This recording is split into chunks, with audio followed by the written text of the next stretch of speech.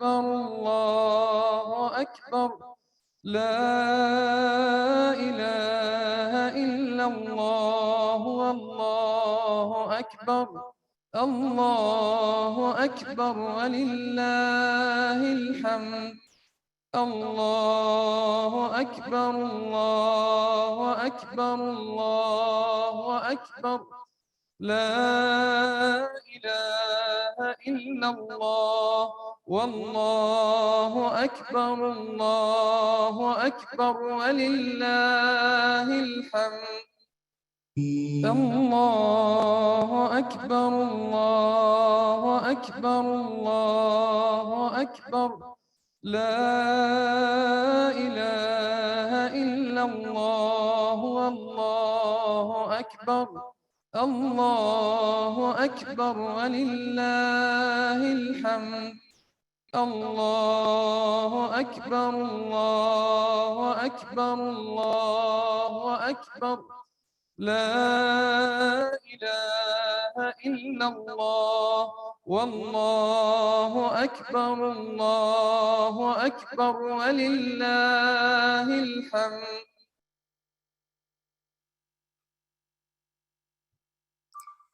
السلام علیکم ورحمۃ اللہ وبرکاتہ. کیسے ہیں آپ سب لوگ؟ قصص القرآن لیسن نمبر 21 میں آپ سب لوگوں کو ویلکم. اہلا وسہلا مرحبا بکم. الحمدللہ. مجھے یہ بتائیے گا کہ کل جب ہم لیسن پڑھ رہے تھے ہم کس کی سٹوری پڑھ رہے تھے؟ مجھے سٹوری بتائیے گا، ہم کس کی پڑھ رہے تھے سٹوری؟ قصہ کیا پڑھ رہے تھے؟ شاباش، حابیل اور قابیل کا قصہ پڑھ رہے تھے. اور ہم کہاں تک پہنچ چکے ہیں سٹوری میں؟ ہم نے بات کا آغاز یہاں سے کیا تھا کہ اللہ تعالیٰ نے ان دونوں کو ایک قربانی کرنے کا حکم دیا تھا، تو ایک نے ردی دی تھی اور ایک نے اچھی قربانی کی تھی، اور ایک سے قبول ہوئی تھی اور ایک سے نہیں قبول ہوئی تھی. شاباش، بالکل ٹھیک آپ نے کہا رانا کہ ہمارا جو تھیم تھی وہ تقویٰ تھی. ٹھیک ہے، میں دعا پڑھ لیتی ہوں. اعوذ باللہ من الشیطان الرجیم، بسم اللہ الرحمن الرحیم. رب اشرح لی صدری ویسر لی امری واحلل عقدۃ من لسانی یفقہوا قولی، ربی زدنی علما.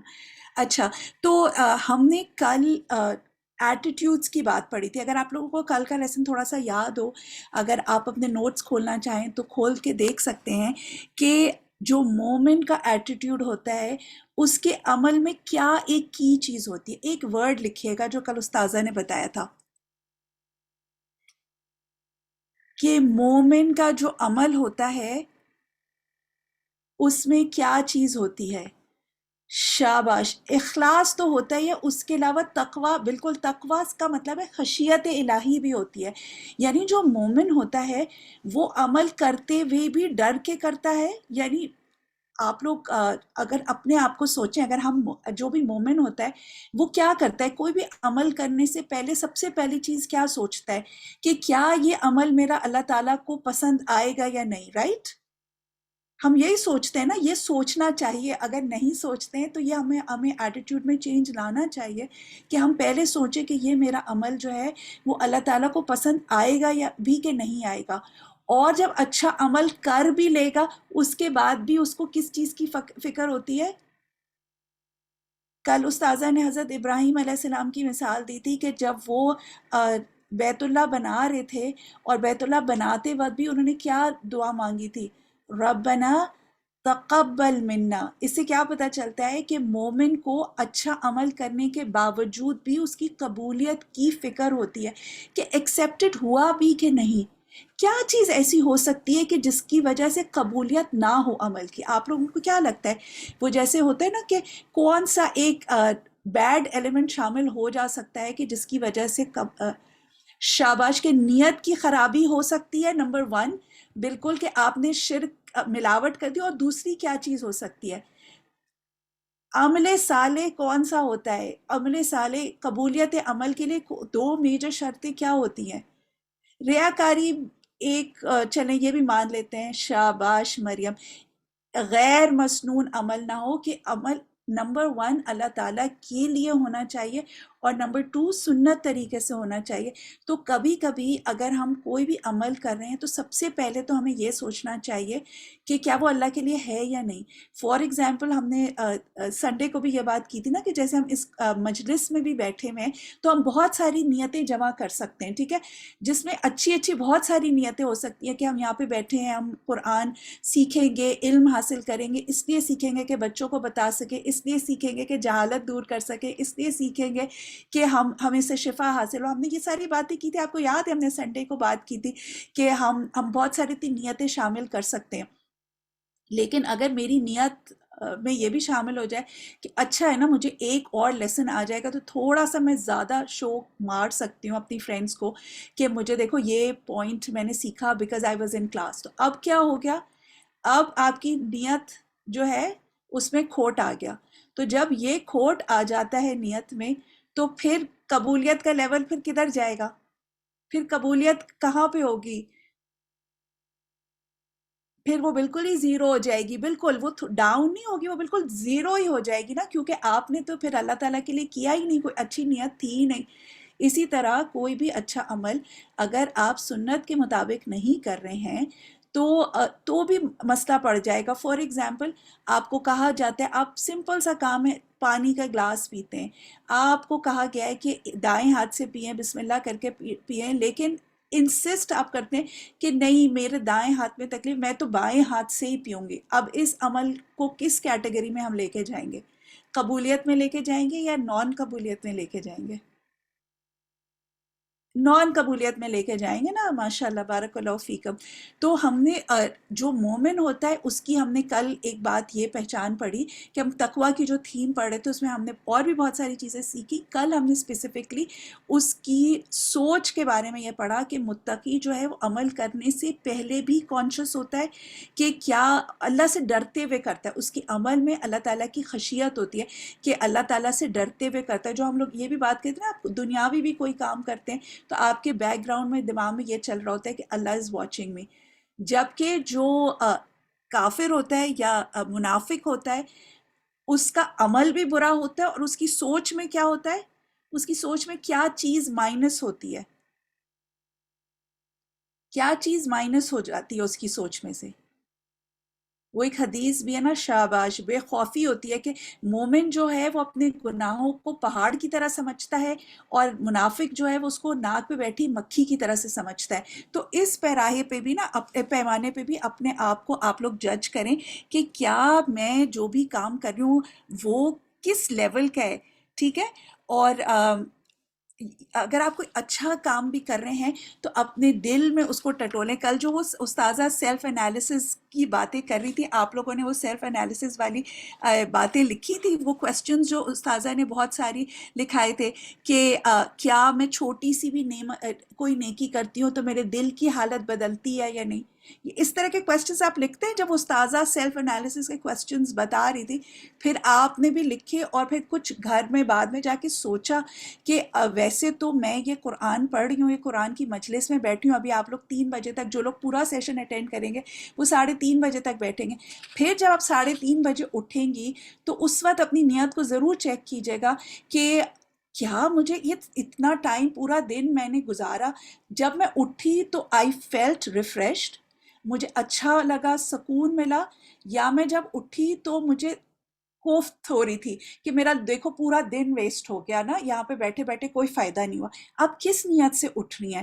اور پھر اگر اچھا فیل کر رہی ہیں تو پھر اس کے بعد نیکسٹ سٹیپ آپ نے کیا کیا. کیونکہ استاذہ نے ایک اور یہ بھی بتایا تھا نا کہ اچھے عمل کی قبولیت کی کیا علامت ہوتی ہے کہ ایک نیکی کے بعد کیا ہو، ڈیش ڈیش ڈیش، ایک نیکی کے بعد، بالکل، بارک اللہ فیکم، کہ اگلی نیکی کی توفیق مل جانا. تو اس کو بھی جج کیجیے گا کہ آپ لوگوں نے کچھ اس پہ غور کیا تھا کل. اگر نہیں کیا تھا تو آج اپنے لیے یہ کوسچن لکھ لیں کہ اگر میں نے ایک نیکی کی اور اس کے بعد کیا دوسری نیکی کی توفیق ہوئی تھی یا نہیں ہوئی تھی، یا میں نے سمجھا انف ہے. دیکھیں نا، ہمیں یہی سمجھایا جا رہا ہے کہ منافق جو ہے وہ یہ سمجھتا ہے کہ بس بہت کر لیا. مومن جو ہے وہ ڈرتا رہتا ہے کہ یہ اٹس ناٹ انف، جو میں نے کیا پتہ نہیں قبول ہوگا بھی نہیں، ایک ہوگا یا نہیں، تو میں وہ اور کی اور تڑپ ہوتی ہے اس کو. منافق یہ سمجھتا ہے کہ میں نے بہت کر لیا. اب یہی مثال ہے کہ جب آپ کلاس سے آج اٹھیں گے تو آپ کیا لے کے اٹھتے ہیں کہ آپ کو ایسا دل میں فیل ہوتا ہے کہ جو میں نے ٹائم لگایا یہ بھی کم ہے، ابھی مجھے اور قرآن کی تلاوت بھی کرنی ہے اور اچھے سے لیسنز کو بھی ریوائز کرنا ہے، کوئز بھی دینا ہے. آپ کو خوشی ہوتی ہے یہ ساری باتیں سوچ کے، یا آپ جب کلاس سے اٹھتے ہیں تو آپ بیزار ہوتے ہیں پورا دن میرا ضائع ہو گیا، اب کوئز بھی کرنا پڑے گا، لو نوٹس بھی بنانے پڑتے ہیں، یہ تو کیا مصیبت ہو گئی، میرا تو پورا رمضان برباد ہو گیا یہ سوچ سوچ کے. شاباش، ماشاء اللہ، بہت اچھی بات ہے کہ اگر آپ کو سکینت ملتی ہے تو بہت ہی آپ مبارک ہیں کہ آپ کو سکینت ملتی ہے. ٹھیک ہے، تو ہم نے یہ بات بھی کی تھی کہ شکر اور دعا کی توفیق ملنا بھی جزا ہوتی ہے. تو ہم لوگوں کو کوشش کرنی چاہیے کہ جب ہمیں کسی بھی نیکی کی توفیق مل جائے، جیسے آپ لوگوں نے اوپر لکھا کہ ہم اس کا شکر بھی ادا کریں اور مزید اس کے لیے دعا بھی کریں کہ اللہ تعالیٰ ہمیں شکر کرنے کی توفیق بھی عطا فرمائے اور مزید نیکیاں کرنے کی ہمارے لیے راہ بھی کھولے. ٹھیک ہے، انشاءاللہ ہم آج کے نیکسٹ لیسن کی طرف چلتے ہیں. ہمارا نیکسٹ لیسن جو ہے یہ بھی حابیل اور قابیل کے بارے میں، سورہ المائدہ کی ہم آیت نمبر 27 کو کنٹینیو کریں گے کہ ایک بھائی دوسرے بھائی کو قتل کی دھمکی دیتا ہے اور دوسرے بھائی کا جواب کیا ہوتا ہے، وہ جواب میں کیا کہتا ہے اور اس جواب میں ہمارے لیے کیا لرننگ ہے. یہ لکھیے گا یہ پوائنٹ کہ وہ جو جواب دیتا ہے اس سے ہمارے لیے سیکھنے کی کیا بات ہے. اور پھر استاذہ تھوڑا سا یہ ڈسکشن کریں گی کہ ہم ایز اے مومن جب کسی نیک بات کا ارادہ کریں تو کیا ہمیں ارادہ دوسروں سے شیئر کرنا چاہیے یا نہیں. تو ہم انشاءاللہ اس پہ تھوڑی سی بات کریں گے. ٹھیک ہے، انشاءاللہ آغاز کرتے ہیں. اعوذ باللہ من الشیطان الرجیم، بسم اللہ الرحمن الرحیم.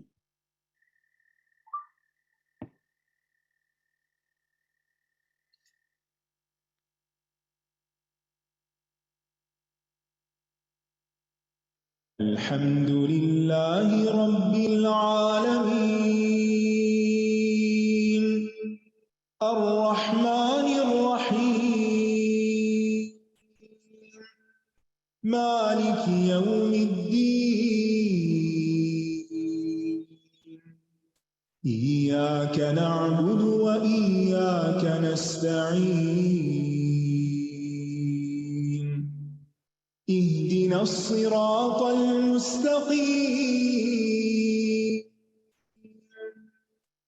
صراط الذين أنعمت عليهم غير المغضوب عليهم ولا الضالين.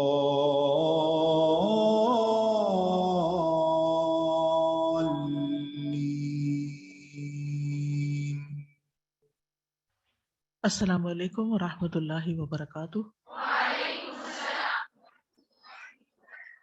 کیا حال ہے سب کا؟ الحمدللہ. نحمده ونصلی علی رسولہ الکریم، اما بعد فاعوذ باللہ من الشیطان الرجیم، بسم اللہ الرحمن الرحیم. رب اشرح لی صدری ویسر لی امری واحلل عقدۃ من لسانی یفقہوا قولی. الحمد للہ الذی لہ الحمد فی الاولی والآخرہ ذی الآلاء الباطنۃ والظاہرہ احمدہ حمد مستزید لیأجرہ واستغفرہ من ذنوب آتیۃ وغابرۃ. ہر قسم کی حمد اللہ کے لیے ہے، اسی کے لیے دنیا اور آخرت میں حمد ہے، جو باطنی اور ظاہری نعمتیں عطا کرنے والا ہے. وہ نعمتیں جو ہمیں نظر آتی ہیں اور وہ نعمتیں جو ہم سے چھپی ہوئی ہیں. میں اللہ کی حمد کرتی ہوں، اس شخص کی حمد کی طرح جو مزید حمد کی توفیق چاہنے والا ہے. یعنی اتنی ہی حمد کافی نہیں، بلکہ اللہ سے دعا ہے کہ اور زیادہ حمد کی توفیق عطا فرمائے تاکہ اللہ اس کو اجر عطا کرے. اور میں آئندہ گناہوں سے اور سابقہ گناہوں سے اللہ کی بخشش طلب کرتی ہوں. نحن نقص عليك أحسن القصص بما أوحينا إليك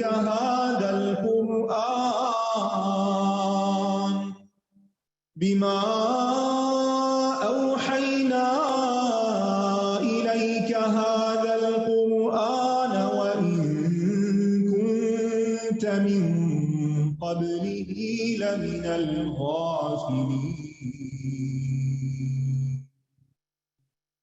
ہم حابیل اور قابیل کا قصہ پڑھ رہے ہیں. ہم پیچھے پڑھ چکے کہ جب حابیل کی قربانی قبول ہو گئی اور قابیل کی قربانی قبول نہ ہوئی تو اس نے اپنے بھائی سے حسد کر لیا اور اس بنا پر غصے کا اظہار کیا، اور اس کا یہ غصہ انتقام میں بدل گیا، اور اس نے علل اعلان اوپنلی اپنے بھائی کو دھمکی دی اور کہا کہ میں تمہیں جان سے مار ڈالوں گا.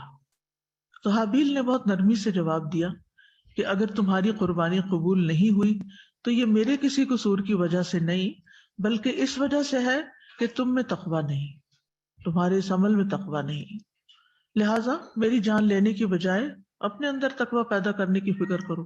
یعنی یہ جملہ اس کو سمجھانے کے لیے تھا، لیکن بجائے اس کے کہ وہ بات کو سمجھتا، مسئلے کی اصل تک پہنچتا، اس پر غور کرتا، اس نے کیا کیا؟ قتل کا ارادہ کر لیا اور کہا لَأَقْتُلَنَّكَ. تو آئیے دیکھتے ہیں کہ پھر حابیل کا جواب کیا تھا، حابیل کی قابیل سے خیر خواہی کیسی تھی. وَاتْلُ عَلَيْهِمْ نَبَأَ ابْنَيْ آدَمَ بِالْحَقِّ إِذْ قَرَّبَا قُرْبَانًا فَتُقُبِّلَ مِنْ أَحَدِهِمَا وَلَمْ يُتَقَبَّلْ مِنَ الْآخَرِ قَالَ لَأَقْتُلَنَّكَ قَالَ إِنَّمَا يَتَقَبَّلُ اللَّهُ مِنَ الْمُتَّقِينَ. لئن بسطت إلي يدك لتقتلني ما أنا بباسط يدي إليك لأقتلك إني أخاف الله رب العالمين. لئن بسطت إلي يدك لتقتلني ما أنا بباسط يدي إليك لأقتلك إني أخاف الله رب العالمين. حابیل نے کہا اگر تو نے مجھے قتل کرنے کے لیے اپنا ہاتھ میری طرف بڑھایا تو میں تجھے قتل کرنے کے لیے اپنا ہاتھ تیری طرف نہیں بڑھاؤں گا. بے شک میں اللہ سے ڈرتا ہوں جو تمام جہانوں کا رب ہے. تو پچھلی آیت میں یہ بات کہی گئی تھی کہ جب قابیل نے قتل کا پختہ ارادہ کر لیا تو حابیل نے اسے یوں نصیحت کی کہ انما یتقبل اللہ من المتقین، کہ اللہ تعالیٰ متقی لوگوں کی قربانی قبول کرتا ہے. اس کے بعد جب قابیل نہیں سمجھا تو پھر حابیل نے مزید کہا کہ اگر تم نے مجھ پر ظلم کرتے ہوئے اپنا ہاتھ میری طرف بڑھایا تاکہ تم مجھے قتل کر دو تو میں تمہیں قتل کرنے کے لیے اپنے ہاتھ نہیں بڑھاؤں گا. میں وہ شخص نہیں کہ جو ایک ایسی برائی کا ارتکاب کروں جو ایک خون کے رشتے کے ساتھ بہت بڑا ظلم ہے، جو اللہ کے تقوی کے خلاف ہے. تو میں تمہاری اس خرابی کا مقابلہ ایک خراب عمل سے، گناہ سے، کبیرہ گناہ کے ساتھ نہیں کروں گا، اور ایسا نہیں ہوگا کہ میں اور تم غلطی میں برابر ہو جائیں. اور میں اس بات سے ڈرتا ہوں کہ میں وہ کام کروں جو تم کرنا چاہتے ہو، بلکہ میں تو اللہ سے ڈرتا ہوں. تو لئن بسطت الی یدک، اگر تم نے اپنا ہاتھ میری طرف پھیلایا. بسط الید کہتے ہیں ہاتھ لمبا کرنا، یعنی دوسرے کی طرف ہاتھ بڑھانا کچھ لینے کے لیے یا کچھ دینے کے لیے یا کچھ کرنے کے لیے، کسی ایکشن کے لیے. یہاں مراد ہے ظلم کے ساتھ، قتل کے ارادے سے.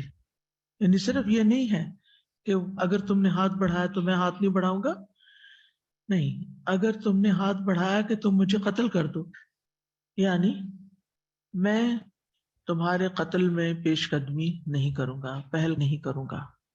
یعنی اگر تم ظلم کرتے ہوئے، حسد کرتے ہوئے میرے لیے قتل کا اقدام کرنا چاہتے ہو تو میں تمہارے قتل کے لیے پہل کرنے والا نہیں ہوں. یعنی قتل میں پہل کی نفی کی گئی ہے. یہاں ایک بھائی دوسرے بھائی کو قتل کی دھمکی دے رہا ہے. اب دونوں بھائی ہیں، خون کا رشتہ ہے، تو ایک تو یہ خون کا رشتہ ہے، دوسرا ایمان کا رشتہ ہے. اس ایمان کے رشتے کا تقاضا کیا ہے کہ اگر انسان، یعنی اب دوہرا رشتہ ہو گیا نا، کہ وہ رشتہ دار بھی ہے، بھائی بھی ہے، اور پھر ایمان والا بھی ہے.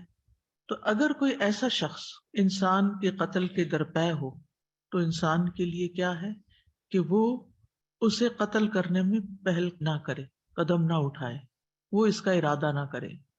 لیکن پہل کرنے کا مطلب یہ نہیں کہ اپنا بچاؤ بھی نہ کرے. یعنی وہ یہ کہ تم میری طرف ہاتھ بڑھا رہے ہو تو میں تمہیں آفر کر رہا ہوں مار دو مجھے، کہ میں پہل نہیں کروں گا اس کام میں. ہوتا تو یہ ہے نا کہ اگر آپ کو پتا چلے کہ کوئی آپ پر اٹیک کرنے والا ہے تو آپ کیا کرتے ہیں کہ میں پہلے ہی اٹیک کر دوں تاکہ وہ مجھ پر اٹیک نہ کر سکے. ٹھیک. تو یہاں حابیل نے پہل کرنے کی نفی کی ہے بنیادی طور پر، بچاؤ کی نفی نہیں کی. کیونکہ عموماً سامنے جب آیت کو پڑھتے ہیں تو یوں لگتا ہے کہ جیسے وہ اپنے آپ کو قتل کے لیے پیش کر رہے ہیں. تو حابیل جو ہے وہ قابیل کے قسمیہ جملے کے جواب میں قسمیہ جملہ کہتے ہیں یا نہیں کہتے؟ یعنی جب ظالم بھائی قابیل نے اپنے بھائی حابیل کے قتل کرنے کے لیے قسمیہ جملہ بولا تو انہوں نے بھی کیا کیا؟ تاکیدی جملہ بولا جواب میں. حابیل نے بھی اس کو قتل نہ کرنے کے لیے جملے کو تاکیدی بنایا اور کہا لَئِن بَسَطتَ إِلَيَّ يَدَكَ لِتَقْتُلَنِي مَا أَنَا بِبَاسِطٍ يَدِيَ إِلَيْكَ لِأَقْتُلَكَ. ٹھیک ہے. تو لَئِن بَسَطتَ میں لام جو ہے یہ قسم کو ریپرزینٹ کر رہا ہے. ٹھیک ہے، لام قسم کے لیے، اس لیے اس جملے کو بھی قسمیہ کہا جائے گا. یعنی اس نے قسم کھائی کہ ضرور قتل کروں گا تو اس نے بھی جواباً قسم کھا کے اپنی بات بیان کی.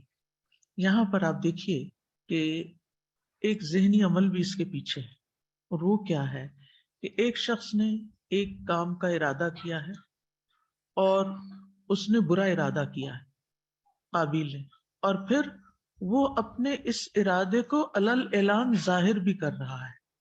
اس کے جواب میں حابیل نے بھی ایک ارادہ کیا، ایک اس کی نیت تھی نا اس کی کہ میں نے قتل نہیں کرنا، یہ برا کر رہا ہے تو میں نے نہیں کرنا، میں نے پہل نہیں کرنی.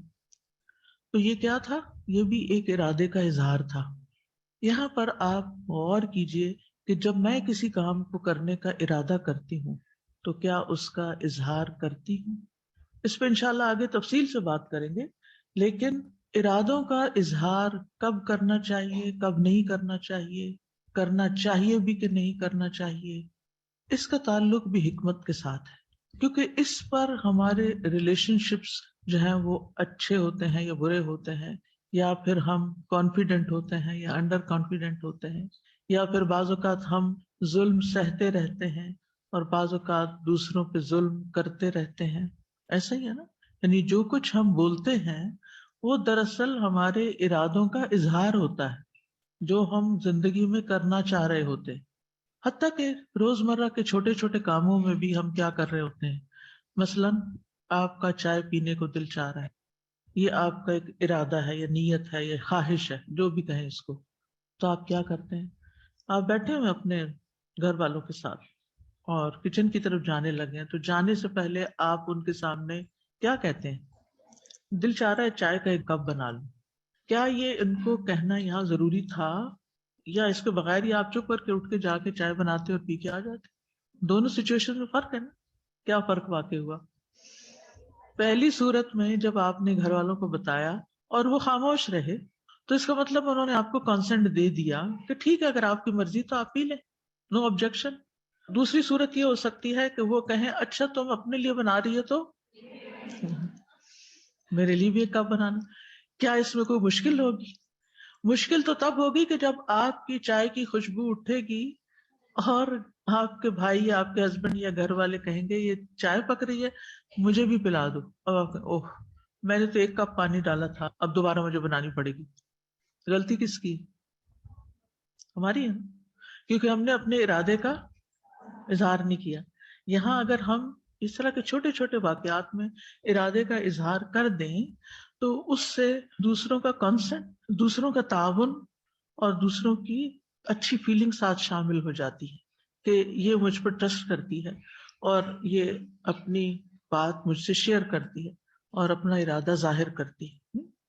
اور اس ارادے کے ظاہر کرنے میں کوئی نقصان ہے؟ کوئی نقصان نہیں ہے. اب آپ اٹھے، آپ نے چائے بنا لی، آپ چائے پیش کر رہے ہیں، آپ کی خوشی میں اضافہ ہو گیا. چائے کا کپ اکیلے تو پینے کا مزہ ہی نہیں. ایک اور صورت یہ ہو سکتی ہے کہ جب آپ جانے لگے تو خود کہیں کون کون چائے پیے گا، میں چائے پینے جا رہی ہوں. اب سب کیا کہیں گے؟ شکریہ. یا نہ بھی کہیں، لیکن آپ کے صرف پوچھ لینے پر ہی ان کے دل میں آپ کے لیے اچھے جذبات پیدا ہو جائیں گے، اور اس طرح آپ کے ان کے ریلیشن شپس اچھے ہوں گے کہ یہ جب کوئی کام کرتی ہے تو ہمیں بھی ساتھ مشورے میں شریک رکھتی ہے. ٹھیک ہے. تو یہاں پر آپ دیکھیں، اب قابیل نے کیا کیا؟ اس کا ارادہ برا تھا، اس نے غصے میں اپنا ارادہ ظاہر کیا. یہاں ایک اور صورت پیش آتی کہ مثلاً آپ کو اگر غصہ آ رہا ہے کسی بات پر، تو اس وقت آپ کے دل میں کئی طرح کے خیالات آ رہے ہوتے ہیں. اب میں اس کے ساتھ یہ کروں گی، میں ایسا کروں گی، ویسا کروں. کیا اس وقت آپ کو اپنے خیالات اور اپنے ارادے ظاہر کر دینے چاہیے؟ نہیں کرنے چاہیے، کیونکہ اس میں بہت سے شیطانی وساوس بھی شامل ہیں. اور بعض اوقات انسان ایک بات کہتا ہے جو کہ اس کا پکا ارادہ نہیں ہوتا، لیکن کہہ کے وہ پکا ہو جاتا ہے.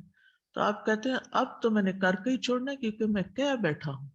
یہ جملہ سنتے ہیں نا، میں کہہ بیٹھا ہوں، میں نے کہہ دیا نا، اب میں نے کہہ دیا نا، اب میں کر کے دکھاؤں گا.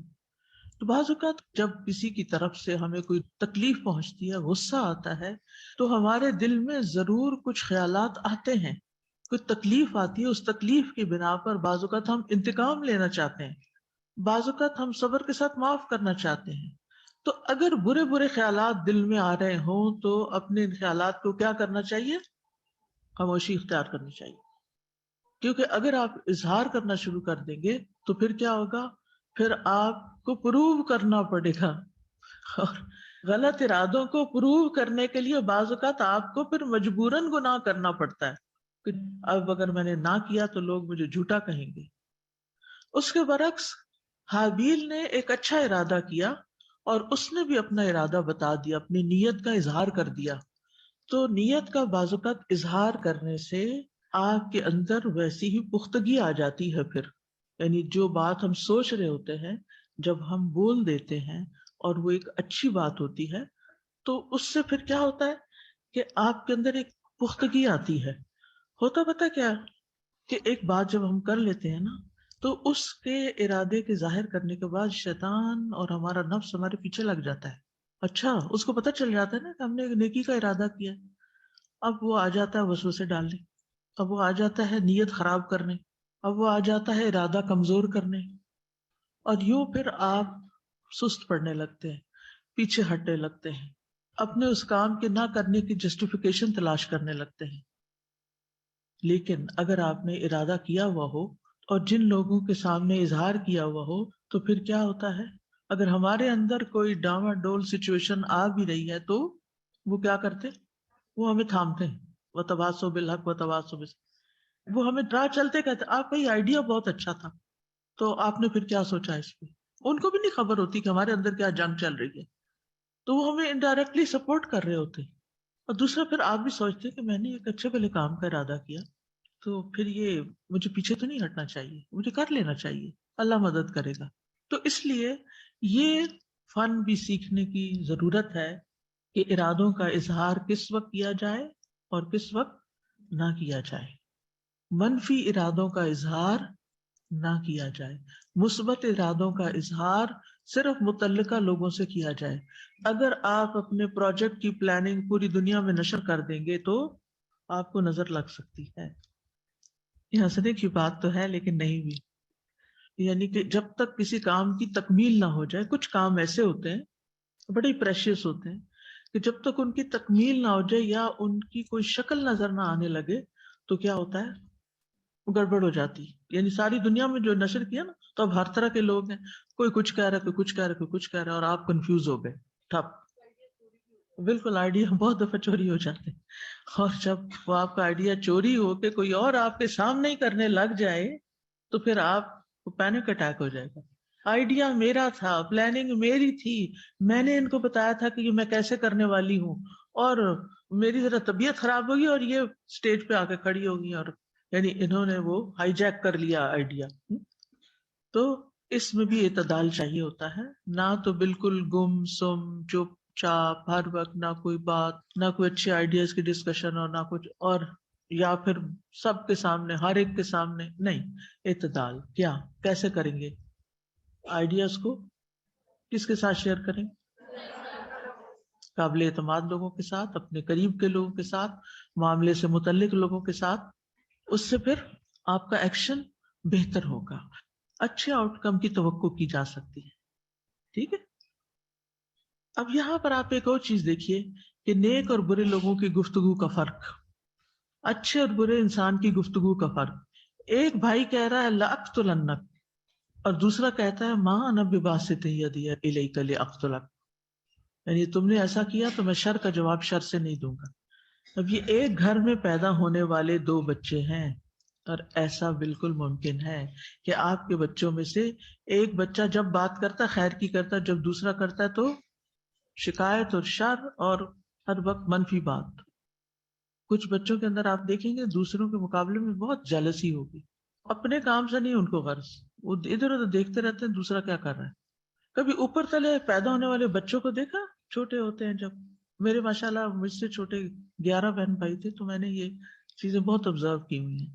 اس میں دیکھتی تھی کہ جب ایک نیا بچہ پیدا ہوتا تھا وہ ماں کی گود میں آ جاتا تھا تو جو ٹاڈلر ہوتا تھا، چھوٹا ہوتا تھا، کچھ بچے ایسے تھے کہ جو اس کو دھکیلتے تھے، اس کو کاٹ جاتے تھے، اس کے بال کھینچ جاتے تھے، اور کچھ ایسے تھے کہ جو پیار کرتے تھے، خوش ہوتے تھے اور ضد کرتے تھے ہمیں دیں اٹھانے کے لیے. یعنی اتنی محبت اور اتنا پیار. تھوڑی بہت جیلسی تو آئی جاتی تھی لیکن شدید جیلسی تھی. لیکن کچھ بچے تو او وہ کھانا پینا چھوڑ دیتے ہیں، وہ رونا دھونا شروع کر دیتے ہیں، وہ ماں کے ساتھ شیئرنگ کسی صورت برداشت ہی نہیں کرتی. اور کچھ بچے تو بڑے ہو کر بھی ان کو یہی گلا شکوہ رہتا ہے کہ آپ نے اپنی نظر دوسرے کی طرف کی کیوں، یہ ساری صرف میرے لیے ہونی چاہیے تھی. تو یہ نہیں ہونا چاہیے. زندگی میں ہر ایک کا حق ہوتا ہے، رشتے اسی طرح نبھائے جاتے ہیں. مثلا ماں تو پھر بھی کافی حد تک عدل کر لیتی ہے اور کوشش کرتی ہے کہ سب کو ساتھ ملا کے چلے، ساتھ لے کر چلے. لیکن بعض اوقات شادی کے بعد لڑکیوں کو یہاں سے مشکل پیدا ہوتی ہے کہ آپ کی شادی ایسے گھرانے میں ہوئی جہاں 3-4 دیورانیاں جٹھانیاں تھیں. اب وہ ساس جو ہے نا، کبھی وہ ایک کے ساتھ بیچاری ہوتی ہے، کبھی دوسرے کے ساتھ، کبھی تیسرے. اب اگر وہ آپ کو چھوڑ کے کسی اور کی طرف گئی تو آپ کو برا لگنے لگا، آپ نے اتنی دیر وہاں کیوں لگا دی، آپ نے اس کو یہ چیز کیوں دے دی. وہ ساری زندگی ان کی اسی چیز کے گرد گھرتی، جھگڑوں میں نہیں، فسادات میں، اور یوں ہی پھر حسد اور کر کے دل کے اندر جل جل کے تکلیف میں رہتے ہیں لوگ، اور وہ کوئی مثبت کام نہیں کر سکتے.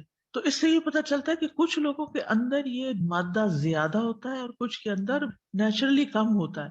یعنی ہر ایک کا مزاج الگ ہے نا. تو آپ اپنے آپ کو پہچانیے. یعنی میری اس بات کرنے کا مطلب کیا ہے، اپنے آپ کو پہچانیے کہ کیا آپ کے اندر یہ حسد کا مادہ زیادہ تو نہیں. تھوڑا بہت تو ہم نے پیچھے بہت لمبی ڈسکشن ہو چکی ہیں کہ ہر ایک کے اندر ہوگا. کچھ لوگ چینلائز کر کے اس کو غبطہ بنا لیتے ہیں، یعنی رشک کی طرف لے جاتے ہیں اور اس میں خیر تلاش کرتے ہیں کہ ہاں اگر میری ساس کسی اور بہن بھائی کے گھر میں زیادہ دن رہنا چاہتی ہیں یا اس کے ساتھ ان کی زیادہ بنتی ہے تو ریزن کیا ہے، بیچ میں وجہ کیا ہے؟ کیا وہ خدمت زیادہ کرتی ہیں، خیال زیادہ رکھتی ہیں، عزت کرتی ہیں، کیا کرتی ہیں کہ ان کی طرف ان کا میلان زیادہ ہے؟ وہ راز ڈھونڈتے ہیں. پھر وہ اچھی خوبیاں اپنے اندر انسان پیدا کرتا ہے. یا ماں اگر کسی ایک بیٹی کو زیادہ توجہ دیتی ہے، زیادہ محبت کرتی ہے، تو بعض اوقات ہم صرف آبجیکشن کرتے ہیں، آپ باجی کو تو بہت پیار کرتے ہیں، ہم سے نہیں کرتے، آپ نے ان کو تو بہت توجہ دی. ایسی چیزیں گھروں میں ہوتی، بچے شکایتیں کرتے رہتے. لیکن شکایت کرنے والا بچہ یہ کبھی نہیں سوچتا کہ اس میں اور دوسرے بھائی میں فرق کیا ہے.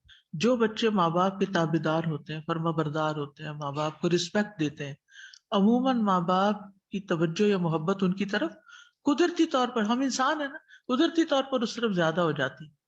اگر کوئی ہمیں عزت دیتا ہے، چاہے ہمارا اپنا بچہ ہی ہے، بہن بھائی ہے، تو ہمیں بھی جواباً اس کو زیادہ دینی پڑتی ہے اور دینی چاہیے. اذا حییتم بتحیۃ فحیوا باحسن منها اور ردوها. اب ایک بچہ سو کے اٹھا ہے، اس نے سلام ہی نہیں کیا، پوچھا ہی نہیں، باہر سے باہر نکل گیا. اور ایک ہے وہ آتا ہے، حال پوچھتا ہے، اسمائل کرتا ہے، پانی پوچھتا ہے، کچھ کرتا ہے. اب کس کے ساتھ آپ کا ٹائم زیادہ ہو گیا؟ جو پوچھنے آیا. اور اگر ایک اندر باتیں کر رہا تھا اور دوسرے نے باہر سے سن لیا وہ باتیں ہو رہی ہیں، پھر تو غصہ لے کے باہر گھر سے نکل گیا. تو ہمیں ایسے مقامات پر اپنے آپ کو ضرور دیکھنا چاہیے کہ میری غلطی کہاں ہے، میرے اندر کمی اور کوتاہی کہاں ہے. تو بہرحال آپ دیکھ رہے ہیں کہ نیک اور برے لوگوں، اچھے اور برے لوگوں میں فرق ہوتا ہے. اچھی اولاد اور بری اولاد میں فرق ہوتا ہے. اچھے تعلقات اور برے تعلقات میں فرق ہوتا ہے، اور ان میں تضاد پایا جاتا ہے، ایک جیسے لوگ نہیں ہوتے. اور یہ جملہ اس بات کی بہترین تصویر کشی کر رہا ہے. آپ دونوں کی گفتگو کا کمپیریزن کریں تو اسی طرح زندگی میں ایک ہی جگہ پر رہنے والے دو لوگوں سے آپ کا قلبی تعلق فرق ہوگا. اور وہ کس بنا پر ہوگا؟ آپ کے اندر بھی ہو سکتا ہے ایک کی طرح میلان زیادہ ہو، لیکن دوسری وجہ کیا ہے؟ دوسرے شخص کا اچھا اخلاق. تو جو اچھے اخلاق والے ہوتے ہیں وہ دنیا اور آخرت کی ساری بلائیاں لوٹ لے جاتے ہیں. ان احسنتم احسنتم لانفسکم، اگر تم نے اچھا کیا تو اپنے لیے اچھا کیا، پھر تم اپنے لیے اچھائی جمع کر رہے ہو. آپ کا اچھا اخلاق کس کو فائدہ دے گا؟ خود آپ ہی کو فائدہ دے گا.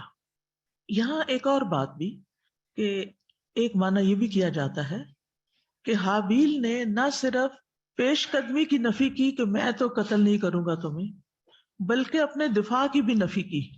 تو ایسا کیوں کیا؟ کیا ایسا کرنا جائز ہے کہ کوئی کہے میں آپ کو قتل کر دوں، آئل کل یو، میں تمہیں قتل کر دوں گا، اور وہ ہتھیار بھی اٹھا لے اور آپ کی طرف آئے اور آپ کہیں کہ میں تو نہیں قتل کروں گا تمہیں، یعنی میں اپنا دفاع بھی نہیں کروں گا؟ کیا ایسا کرنا جائز ہے؟ عبداللہ بن عمر رضی اللہ عنہ کہتے ہیں اللہ کی قسم دونوں میں سے زیادہ طاقتور مقتول ہی تھا، حابیل تھا.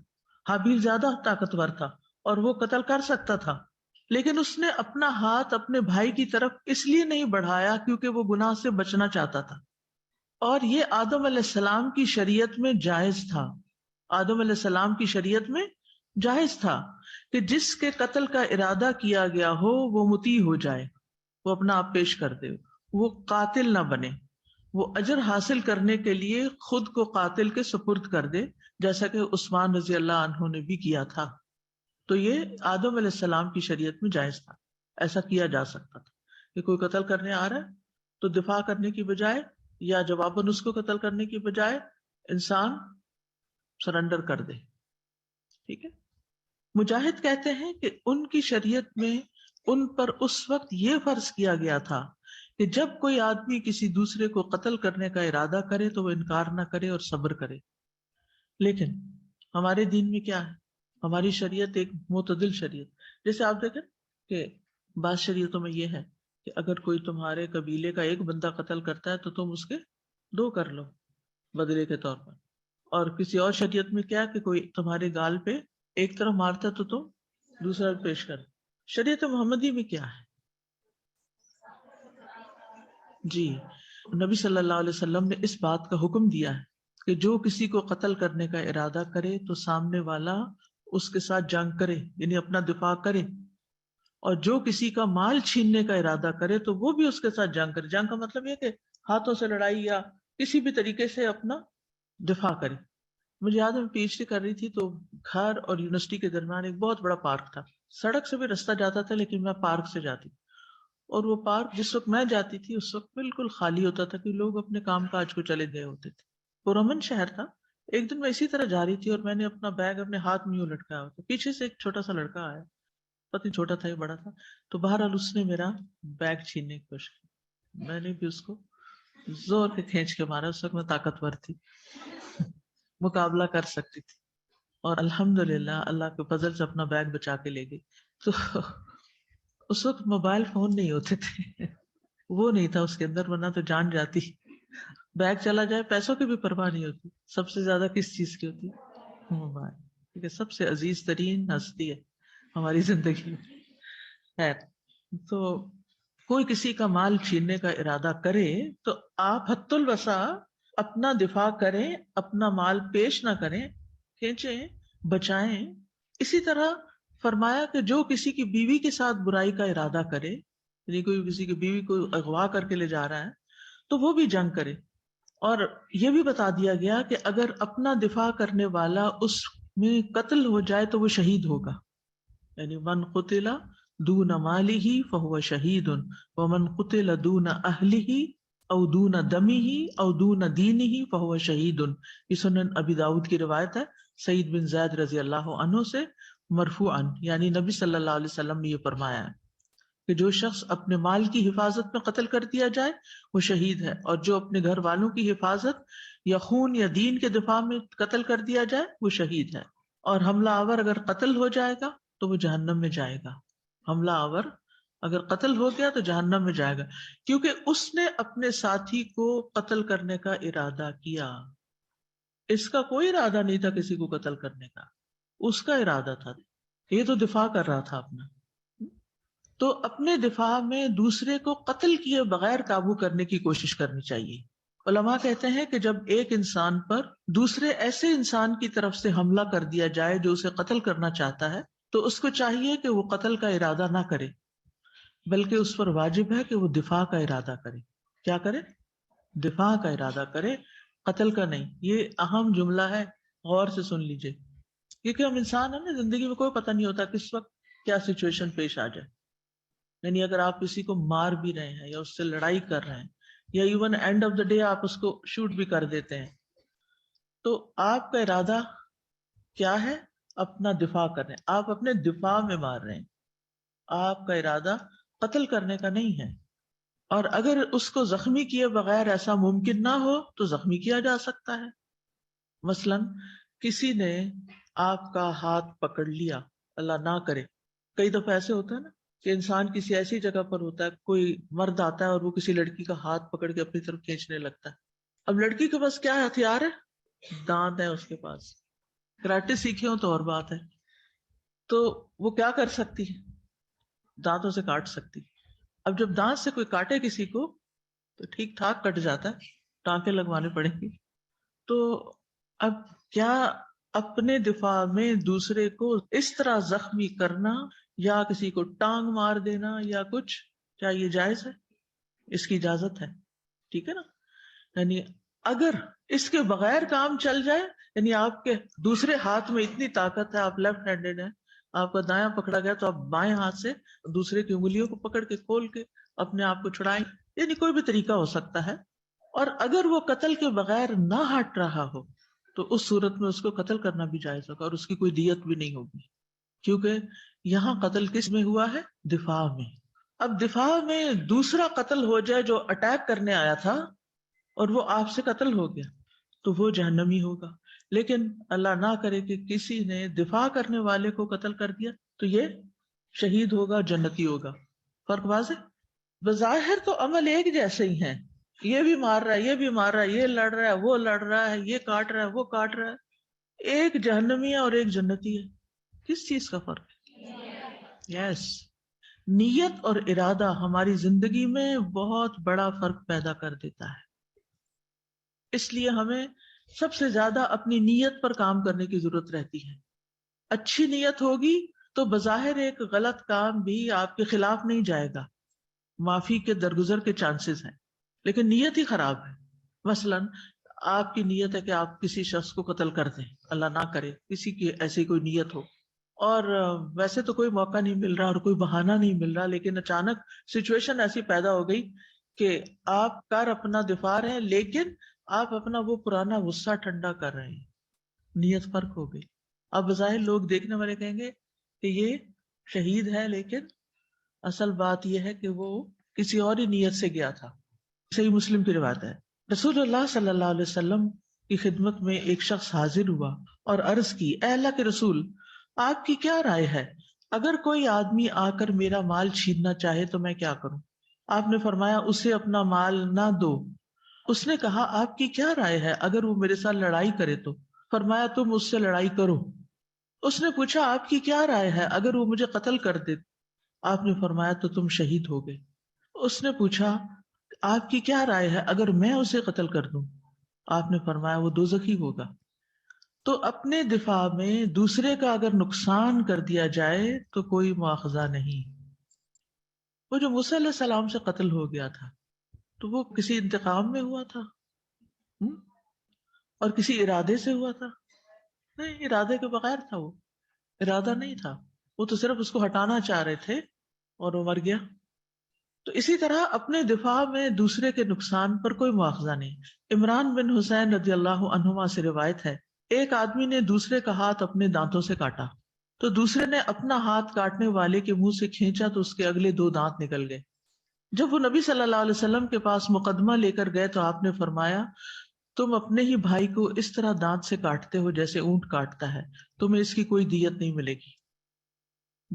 یہاں جو پہلے نے پکڑا وہ شاید ویسے ہی کسی بات پہ پکڑا ہوگا، کسی برے ارادے سے نہیں پکڑا، لیکن اس نے یعنی ایسی حرکت کی جس کی وجہ سے اس کی دیت ساقط ہو گئی.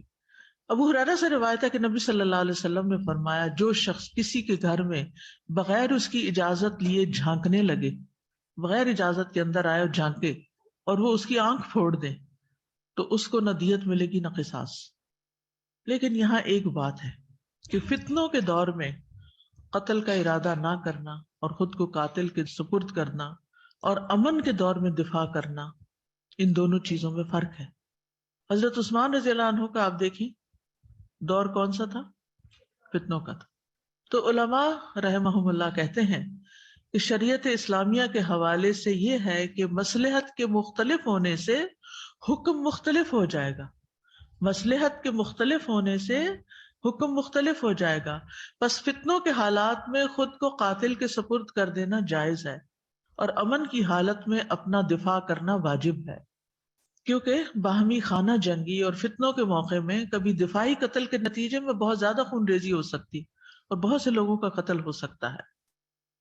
خباب رضی اللہ عنہ سے روایت ہے، وہ رسول اللہ صلی اللہ علیہ وسلم سے بیان کرتے ہیں، آپ نے فتنوں کے دور کا تذکرہ کرتے ہوئے فرمایا، اس زمانے میں بیٹھنے والا کھڑے ہونے والے اور کھڑا ہونے والا چلنے والے سے اور چلنے والا دوڑنے والے سے بہتر ہوگا.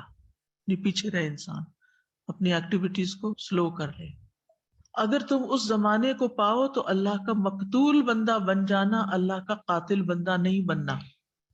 یعنی فتنوں کے دور میں تم آغاز نہیں کرنا کسی قتل کا، ابتدا تم نہ کرنا. ہاں اگر کوئی پہل کر کے تمہیں قتل کر دے تو اس میں خیر ہے، شہادت کی موت ہوگی. اور یہیں سے حضرت عثمان رضی اللہ تعالی عنہ نے مثال پکڑی کہ انہوں نے اپنے قاتلین کے سامنے سر تسلیم خم کر دیا. صحابہ کرام نے عثمان رضی اللہ عنہ سے ان کا دفاع کرنے کا مطالبہ کیا تھا، لیکن حضرت عثمان نے اس کا انکار کر دیا. اب ہوتا کیا کہ اگر وہ دفاع کرتے اپنا تو فوج بلاتے. فوج کون تھی آپ کی؟ صحابہ، ہے نا. مقابل کون تھے؟ خوارج. خوارج اور صحابہ کے درمیان جنگ ہوتی ہے. اب اس میں کئی صحابی مارے جاتے. ابھی اس سچویشن میں صرف حضرت عثمان رضی اللہ عنہ ان کی شہادت ہو رہی ہے، لیکن اگر وہ اپنا دفاع کرواتے تو بڑے پیمانے پہ خون ریزی ہو جاتی. اس لیے انہوں نے اس کو آپٹ کیا. تو بات یہ ہے کہ انسان جتنا ہو سکے اپنا دفاع کرے، اگرچہ دفاع دوسرے آدمی کے قتل تک لے جائے، جب صورتحال یہ ہو کہ وہ قتل کے بغیر منع نہ ہو. اور فتنے کی صورتحال میں کیا ہے کہ دفاع میں قتل کیا گیا تو بہت زیادہ فتنے کے بھڑکنے کا اندیشہ ہے، تو ایسی صورت میں سر تسلیم خم کرنا واجب. اب یہاں پر آپ دیکھیں کہ حابیل نے کیا کیا، مزید فتنے سے بچنے کے لیے سر تسلیم خم کر دیا. اس لیے ایک حدیث میں آتا ہے جس کا مفہوم ہے کہ فتنوں کے دور میں ابن آدم کے اچھے بیٹے کی طرح بننا، وہ اسی واقعے کی طرف اشارہ ہے، اسی چیز کی طرف اشارہ ہے. ابو موسیٰ اشعری نے بیان کیا، وہ کہتے ہیں کہ رسول اللہ صلی اللہ علیہ وسلم نے فرمایا، بے شک قیامت سے پہلے فتنے ہوں گے، اتنے سیاہ کالے جیسے اندھیری رات، یعنی حق کو باطل گڈمڈ ہو جائے گا، پتہ ہی نہیں چلے گا صحیح کون ہے اور غلط کون. آدمی صبح کو مومن ہوگا، شام کو کافر، اللہ بچائے. شام کو مومن ہوگا، صبح کو کافر. اس میں بیٹھا ہوا کھڑے ہونے والے کی نسبت بہتر ہوگا اور چلنے والا دوڑنے والے سے بہتر ہوگا. سو اپنی کمانوں کو توڑ دینا، تانتوں کو کاٹ پھینکنا، اپنی تلواروں کو پتھر پر مارنا یعنی کند کر لینا. اگر کوئی تم پر چڑھ آئے تو آدم علیہ السلام کے اچھے بیٹے کی طرح بن جانا. تو فتنوں کے دور میں یہ رہنمائی دی گئی ہے، کیونکہ فتنوں کے دور میں بعض اوقات دفاع جو ہے وہ ایک بڑے مسئلے کو جنم دے سکتا ہے. اسی طرح ایک اور روایت میں آتا ہے، عمر بن وابصہ اسدی اپنے باپ سے روایت کرتے ہیں، وہ کہتے ہیں کہ میں کوفہ میں اپنے گھر میں تھا، اچانک مجھے گھر کے دروازے سے آواز آئی، السلام علیکم، میں اندر آ جاؤں؟ میں نے کہا وعلیکم السلام، آ جاؤ۔ جب وہ اندر آیا تو کیا دیکھتا ہوں کہ عبداللہ بن مسعود تھے۔ میں نے کہا ابو عبد الرحمن، کیا یہ ملاقات کا وقت ہے؟ یہ سخت دوپہر کا وقت ہے۔ انہوں نے کہا دن نہیں گزر رہا تھا، مجھے خیال آیا کہ چلو گفتگو کر لیتے۔ وہ وقت کا فرق دیکھیے۔ مجھے یاد ہے جب ہم بہت چھوٹے ہوتے تھے نا تو ہماری دوپہر نہیں گزرتی تھی، ہمیں والدین کمرے میں اندھیرا کر کے، اس زمانے میں ایک ایئر کولر اور اے سی وغیرہ کا اتنا رواج نہیں تھا، تو وہ خس کی چکیں ہوتی تھیں، پتہ نہیں آپ نے کسی دیکھی کہ نہیں۔ خس ایک بوٹی ہوتی ہے، یعنی جیسے گھاس ہوتا ہے، تو اس کو چگاٹ بنا کے لکڑی کی، اور اس کے اندر لکڑیاں لگا کے اور پھر تارے وغیرہ، تو اس کے اندر وہ خس ڈال دیتے ہیں اس طرح۔ ابھی میں خیال یہ جو کولر ہوتے ہیں، ایئر کولرز، ان کے اندر بھی وہ سائڈوں پہ نا کوئی گھاس سی لگی ہوتی، وہ خوشبودار گھاس ہوتی۔ تو مجھے اچھی طرح وہ اپنے گھر کا سین یاد ہے کہ جب دوپہر ہو جاتی تھی تو ہمارے پیرنٹس ہمیں اندر کمرے کے کر کے دروازے کے آگے، تاکہ ہم باہر نکل بھی نہ سکیں کیونکہ وہ اٹھا کے رکھنا ہوتا تھا ادھر ادھر، دروازے کے آگے وہ خس لگا کے اس کے اوپر پانی ڈال کے اور دوسرا پنکھا چلا دیتے تھے کہ کمرے میں ٹھنڈی ٹھنڈی خوشبودار ہوا آئے اور ہمیں سلا دیتے۔ ہم ہر تھوڑی دیر بعد اٹھ کے کہ امی ابا اگر سو گئے ہیں تو ہم باہر نکل جائیں کسی طرح۔ سارے بچے یہی کرتے ہیں، ابھی تک کرتے ہیں۔ کیلولا کا ٹائم ہے اور آپ کا دل چاہ یہ آپ کو زیادہ ریلیٹ کیا ہے، کیلولا کا ٹائم اور دل چاہ رہا ہے اٹھ کے کچھ اور کر لیں کہ نیند نہیں آ رہی تو چلو۔ لیکن آپ کو پتہ ہے کہ اس پہ باقاعدہ ریسرچ ہوئی ہے کہ جو شخص دن میں قیلولہ کرتا ہے اس کی زندگی لمبی ہوتی ہے، یعنی یہ طویل زندگی کی علامات میں سے، لانجیٹیوٹی کے اوپر ریسرچ ہوتی رہتی ہے نا، تو اس میں ایک چیز قیلولہ، اور اس میں ہارٹ اٹیک کے چانسز کم ہوتے ہیں۔ اور انسان کو 2 دن مل جاتے ہیں، ایک تو وہ جو صبح سے تہجد سے یا فجر سے اٹھا ہوا ہے اور دوپہر تک اس نے 6-8 گھنٹے گزار لیے کام کر کر کے، اور پھر ابھی رات کے 9 بجے عشاء پڑھنی ہے، تو اس سے پہلے جو درمیان کا وقت ہے یہ سب سے بیسٹ ہے، لیکن آگے پیچھے بھی ہو سکتا ہے۔ اس میں اگر انسان 15 سے 20 منٹ بھی اگر نیند آتی ہے تو بہت ہی اچھا، کچھ لوگوں کو نہیں بھی آتی تو آنکھیں بند کر کے خاموش ہو کے بس لیٹ جائیں، تسبیح کرتے رہیں، دل ہی دل میں اللہ کا ذکر کرتے رہیں، تو وہ آپ کا جو باقی دن کا آدھا حصہ ہے وہ بھی بہت پروڈکٹیو ہو جائے گا، اس میں آپ بہتر کام کر سکتے۔ یعنی بعض اوقات مجھے اپنے لیے یہ لگ رہا ہوتا ہے کہ میرا وقت ضائع ہے، میں اس میں یہ کر سکتی ہوں، یعنی اپنے آپ کے ساتھ ایک جنگ چل رہی ہوتی کہ کس لیے لیٹی ہوئی ہو، اٹھ جاؤ بس۔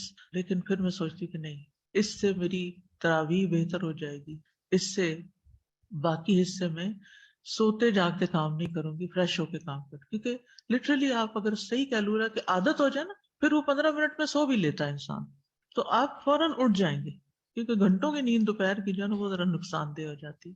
تو تھوڑی دیر کے لیے ضرور، اگر زیادہ ٹائم نہیں بھی تو 5 منٹ سب کچھ چھوڑ کے کرسی پہ بیٹھے بیٹھے بھی آنکھ بند کر لیں اور ریلیکس ہو جائیں، اور کانشیسلی اپنے آپ کی ایک ایک چیز کو ڈھیلا چھوڑیں، جیسے آنکھوں کو، پھر کانوں کو، پھر باقی سر کو، گردن کو، ہاتھوں کو، کرتے کرتے کرتے پورا۔ یہ جنگ میں جو فوجی ہوتے ہیں نا، جن کی کئی دن کی بعض اوقات نیند ڈسٹرب ہوتی ہے مسلسل کام کی وجہ سے، تو وہ بیچ کے وقفوں میں اسی طرح کی ریلیکسیشن کے ساتھ کیلولا کرتے ہیں، 2 منٹ کا، 3 منٹ کا، اور پھر وہ دوبارہ سے فریش ہو جاتے ہیں۔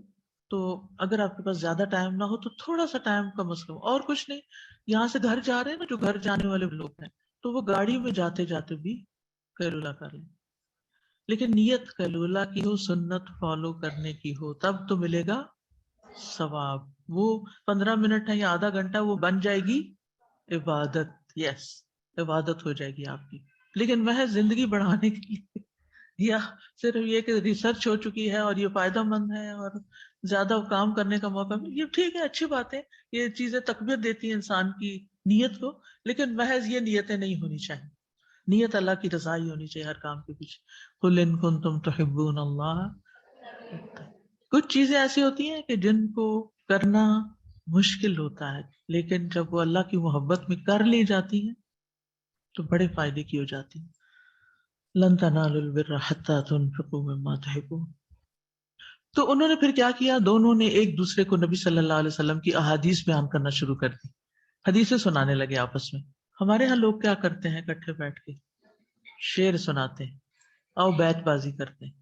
جب ہم چھوٹے ہوتے تھے اسکول میں، مجھے یاد ہے چھٹی ساتویں آٹھویں میں ہمارے کلاس میں بھی اور گھروں میں بھی لوگ بیت بازی بہت کرتے. اب تو یہ لفظ ہی ختم ہو گیا, نہ بیت آتے ہیں اور نہ بازی ہوتی ہے کوئی. ایک لحاظ سے یہ بڑی زبردست ایکٹیویٹی تھی, کیونکہ اس میں ہوتا یہ تھا کہ ایک نے شعر پڑھا اور جو شعر کا آخری حرف ہے اس سے دوسرے کو شروع کرنا ہوتا تھا. پھر اسی طرح کرتے کرتے بہت سارے لوگ شعر یاد کر لیتے تھے, اور شعر میں بعض اوقات انسان لمبے لمبے پیراگراف سے زیادہ جلدی چند لفظوں میں اپنا مدعا بیان کر لیتا ہے. اور خاص طور پر عربی کے شعر تو علماء جو ہیں وہ باقاعدہ یاد کرتے ہیں, یاد کروائے جاتے ہیں مدارس میں, کیونکہ اس سے ووکیبلری بڑھتی ہے, ایکسپریشن اچھا ہوتا ہے. تو یہاں پر یہ لوگ حدیثیں یاد کرتے تھے, تو انہوں نے ایک دوسرے کو حدیثیں سنانی شروع کر دی. انہوں نے یہ حدیث بھی بیان کی کہ رسول اللہ صلی اللہ علیہ وسلم نے فرمایا, فتنوں کا ایسا زمانہ شروع ہوگا کہ سونے والا لیٹنے والے سے بہتر ہوگا, لیٹنے والا بیٹھنے والے سے بہتر ہوگا, بیٹھنے والا کھڑے ہونے والے سے بہتر ہوگا, کھڑے ہونے والا چلنے والے سے بہتر ہوگا, چلنے والا سوار سے بہتر ہوگا, اور سوار دوڑنے والے سے بہتر ہوگا. ان کے سارے مقتولین جہنم میں جائیں گے. میں نے کہا اللہ کے رسول ایسا کب ہوگا؟ آپ نے فرمایا قتل و غارت کے ایام میں ایسے ہوگا. میں نے کہا قتل کے ایام کب ہوں گے؟ آپ نے فرمایا جب آدمی اپنے ہم نشین سے خوف زدہ ہوگا کہ ساتھ کوئی بیٹھا ہوا پتہ نہیں یہی نہ مجھے مار ڈالے. میں نے کہا اگر میں ایسا زمانہ پالوں تو آپ کا میرے بارے میں کیا حکم ہے؟ آپ نے فرمایا اپنے آپ کو اور اپنے ہاتھ کو قابو میں رکھنا اور اپنے گھر کے اندر رہنا. میں نے کہا اللہ کے رسول اگر کوئی فتنے باز میرے گھر کے اندر بھی گھس گیا تو مجھے کیا کرنا ہوگا؟ آپ نے فرمایا تو اپنے کمرے میں داخل ہو جانا. میں نے کہا اللہ کے رسول اگر وہ میرے کمرے میں گھسا ہے تو؟ آپ نے فرمایا اپنی سجدہ گاہ میں داخل ہو جانا.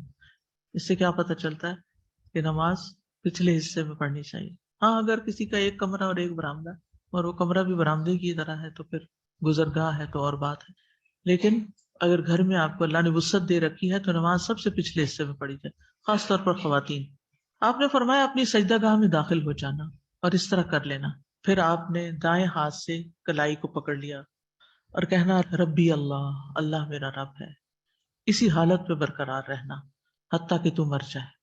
ربی اللہ یعنی میں دوسرے کے ساتھ زیادتی نہیں کروں گا, میں ہتھیار نہیں اٹھاؤں. اور یہ کب ہے؟ فتنوں کے دور میں. کیوں حابیل نے کیوں یہ کہا انی اخاف اللہ رب العالمین, کیونکہ میں اللہ رب العالمین سے ڈرتا ہوں. اللہ کے ڈر کی وجہ سے اس نے یہ بات کہی, اللہ کی خشیت کی وجہ. وہ عاجز نہیں تھا کہ اپنے بھائی کو مار ڈالے یا اپنا دفاع کرے, طاقتور تھا جیسے عبداللہ بن عمر کی روایت میں ہے. اس نے گناہ چھوڑا اللہ کے خوف کی وجہ سے, یعنی جب اس نے کہا ما انا بباسط یدی الیک لیقتلک, اور پھر کہا انی اخاف اللہ رب العالمین, تو اس کا بھائی یہ سمجھ سکتا تھا کہ وہ ایسا کرنے سے عاجز ہے. تو اس نے کہا میں عاجز نہیں ہوں, میں اللہ سے ڈرتا ہوں کہ میں کسی کو قتل کروں, کیونکہ اللہ نے قتل کو حرام قرار دیا. تو حابیل ایک طرح سے اللہ کا نام لے کے نصیحت کر رہا ہے کہ اللہ سے ڈرو, قتل مت کرو. میں قتل نہیں کر رہا کیونکہ میں اللہ سے ڈرتا ہوں, یعنی کیا امپلائی کرتا تم بھی قتل نہیں کرو, اللہ سے ڈرو, اتق اللہ. تو حابیل نے اللہ تعالیٰ سے اپنے خوف کو یقینی بناتے ہوئے کہا کہ اس نے اللہ جو رب العالمین ہے, یعنی صرف اللہ نہیں کہا انی اخاف اللہ, کا جو رب العالمین ہے یعنی ساری کائنات کو پیدا کرنے والا ہے, ساری نعمتیں اسی نے دی ہیں, وہی ہمیں پال رہا ہے, اسی نے ہمیں یہ دین دیا ہے اور ہماری رہنمائی کی ہے, تو ہمیں اللہ سے ڈرنا چاہیے. اب یہاں قابیل کو بہت اچھے طریقے سے واعظ ہو گیا تھا, نصیحت ہو گئی تھی, رہنمائی مل گئی تھی کہ وہ اللہ سے ڈرے, اور اس بات کی طرف اشارہ کیا گیا کہ قتل کا ارادہ کرنے والا دراصل اللہ سے نہیں ڈرتا. اس سے یہ سبق ملتا ہے کہ انسان کے اندر, ہم سب انسان ہیں اور میں نے عرض کیا تھا کہ ہم سے غلطیاں بھی ہوتی ہیں, جب برائی کرنے کا ارادہ ہو, کسی بھی قسم کی برائی کرنے کا, تو فوراً سوچیں انی اخاف اللہ رب العالمین, میں تو اللہ سے ڈرتی ہوں, میں نہیں یہ کروں. کسی نے آپ کے ساتھ زیادتی کی, کسی نے آپ پہ ظلم کیا, کسی نے آپ کو گالی دی, کسی نے آپ پہ غصہ کیا, آپ جواباً آرام سے بات کرتے ہیں, آپ جواباً گالی نہیں دیتے, ہدایت کی دعا دے دیتے ہیں, اور آپ اپنے دل میں کیا سوچ رہے ہیں؟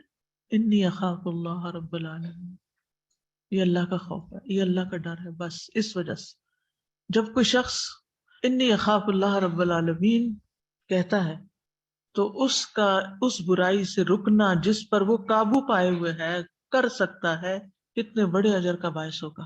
لیکن یہ بھی کون کہتا ہے؟ جس کے پاس علم ہو. انما یخشی اللہ من عبادہ العلماء. اللہ کے نبی یوسف علیہ السلام کو جب اس عورت نے برائی کے لیے بلایا اور دروازے بند کر لیے تو انہوں نے کیا کہا؟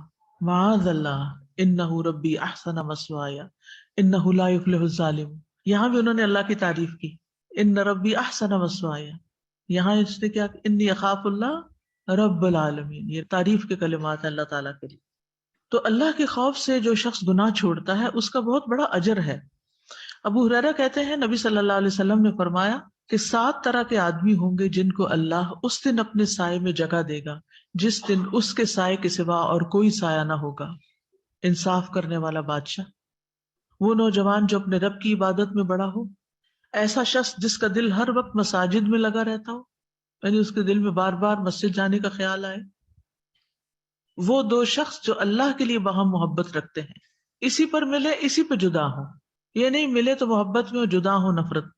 اور وہ شخص جسے کسی باعزت اور حسین عورت نے برے ارادے سے بلایا لیکن اس نے کہہ دیا انی اخاف اللہ، میں تو اللہ سے ڈرتا ہوں. اور وہ شخص جس نے صدقہ کیا مگر اتنا چھپا کے کیا کہ بائیں ہاتھ کو بھی خبر نہیں ہوئی کہ دانے ہاتھ نے کیا کیا. اور وہ شخص جس نے تنہائی میں اللہ کو یاد کیا اور بے ساختہ اس کی آنکھیں بہہ پڑی. تو یہ لوگ کہاں ہوں گے؟ عرش کے سائے تلے، جس دن کوئی سایہ نہیں ہوگا سوائے اس سائے کے.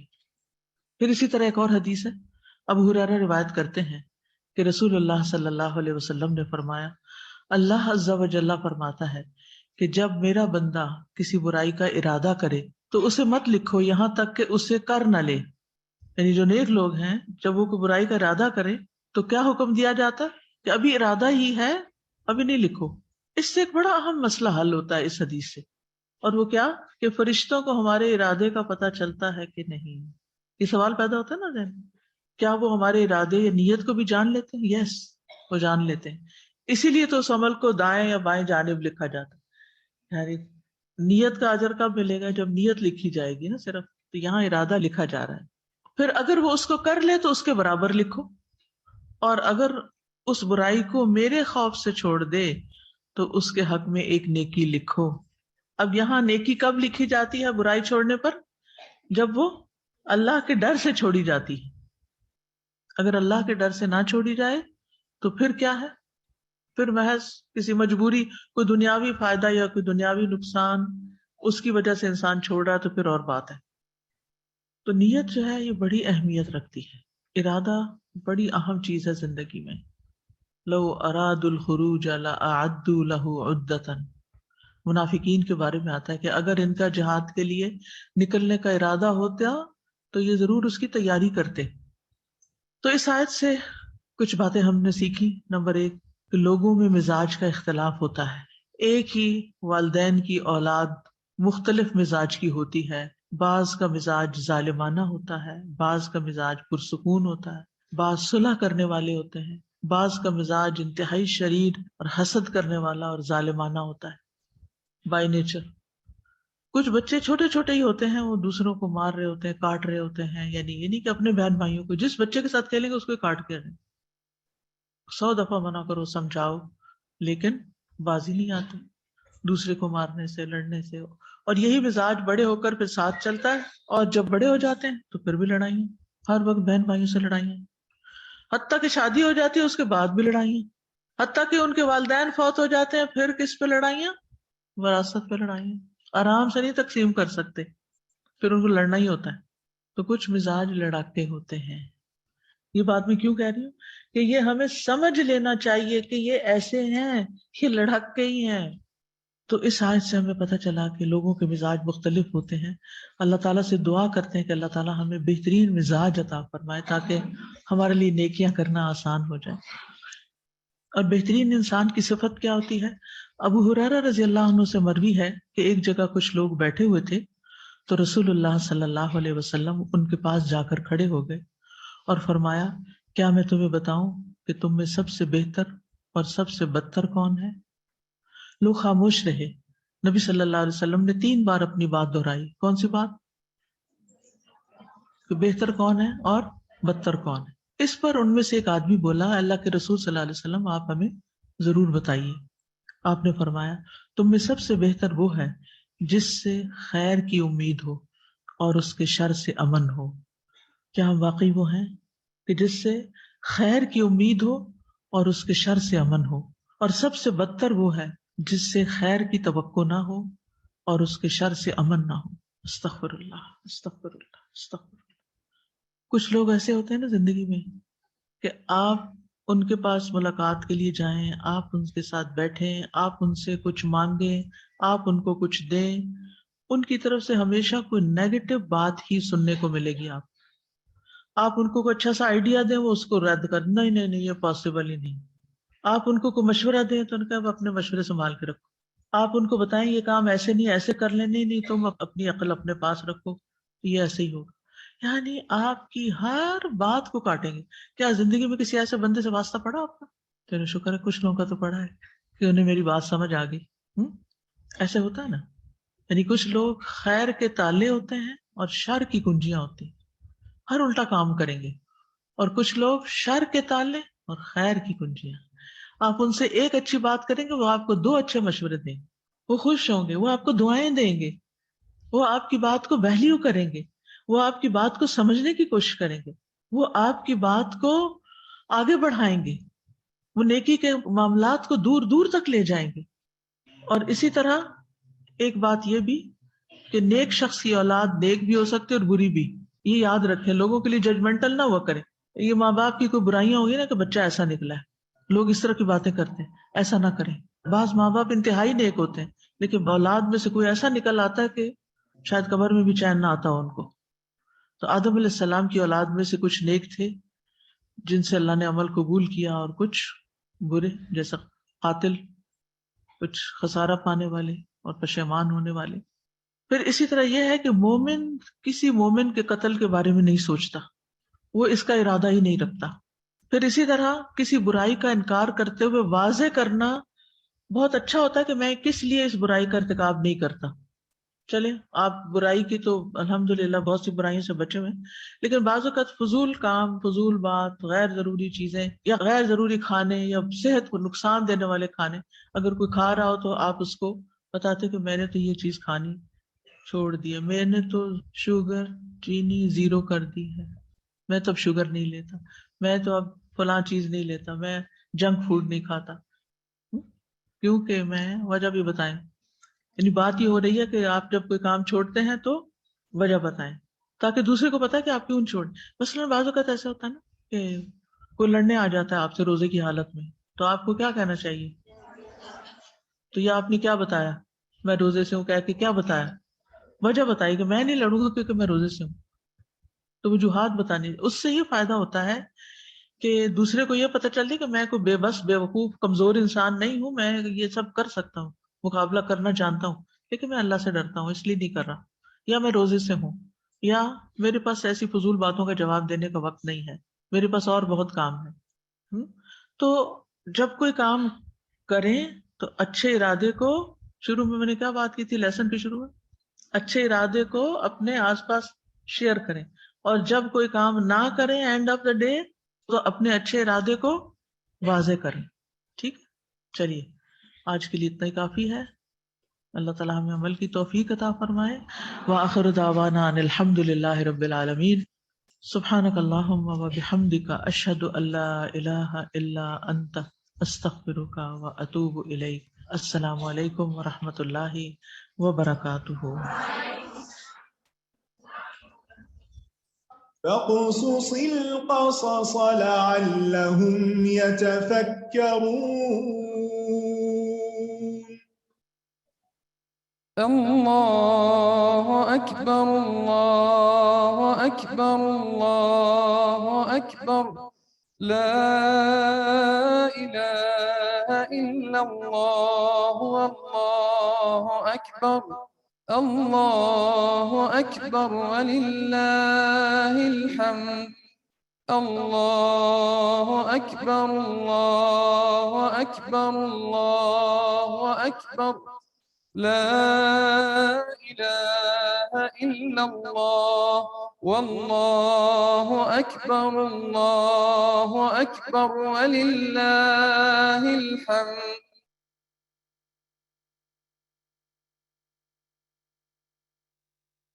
السلام علیکم ورحمۃ اللہ وبرکاتہ. نحمد و نصلی علی رسولہ الکریم اما بعد فاعوذ باللہ من الشیطان الرجیم بسم اللہ الرحمن الرحیم. رب اشرح لی صدری ویسر لی امری واحلل عقدۃ من لسانی یفقہوا قولی رب زدنی علما. قصص القرآن لیسن نمبر 21. اس کو ہم امپورٹنٹ پوائنٹس دیکھ لیتے ہیں. حابیل اور قابیل کا ہم قصہ پڑھ رہے تھے. ایک حدیث آپ سے تقوی کے بارے میں شیئر کرتی ہوں کہ رسول صلی اللہ علیہ وسلم نے فرمایا، کیونکہ تقوی ہماری تھیم ہے نا، ہم نے تو اس کو بہت ڈسکس کیا کہ تقوی ابھی ہمارے 2-4 دنوں سے تقوی تھیم چل رہی. تو رسول صلی اللہ علیہ وسلم نے کہا کہ اللہ کا تقوی اختیار کرو، برائی کے پیچھے نیکی کو لاؤ تاکہ وہ اس کو مٹا دے، اور لوگوں سے خوش اخلاقی سے پیش آؤ. ٹھیک ہے. اور ایک اور جو فائدہ ہے تقوی کا اور صلہ رحمی کرنے کا، شاید آپ لوگوں نے یہ بھی حدیث سنی ہوگی کہ اس سے آپ کی زندگی لمبی ہوتی ہے اور مال میں اضافہ ہوتا ہے اور گھر والوں کی محبت بھی نصیب ہوتی ہے. اور میں آپ لوگ نے سورہ نبا ماشاءاللہ سے ابھی یاد کر لیا، اس میں ابھی آپ لوگوں کو یہ ٹپ سسٹر عما نے اس دن بتائی تھی نا کہ جب آپ متقیوں کا ذکر پڑھیں تو تقوی کے لیے دعا کریں اور متقی بننے کے لیے دعا کریں. تو حضرت عبداللہ بن عمر جو ہیں ان کی ایک دعا یہ بھی ہے، اللہم اجعلنی من ائمۃ المتقین. تو یہ بھی اگر آپ لوگ چاہیں تو اسکرین شاٹ کر سکتے ہیں اور اس دعا کو بھی آپ لوگ یاد کر سکتے ہیں. ٹھیک ہے. اچھا جی، آگے بڑھتے ہیں ہم لوگ انشاءاللہ. ایک سیکنڈ.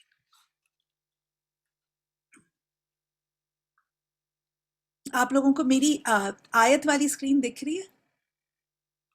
دکھ رہی ہے آپ لوگوں کو سورہ المائدہ کی آیت 27 اور 28؟ الحمدللہ. اس آیت میں آج ہم نے کیا ڈسکس کیا کہ جب ایک بھائی نے اس سے اپنے دوسرے بھائی کو جو حابیل تھا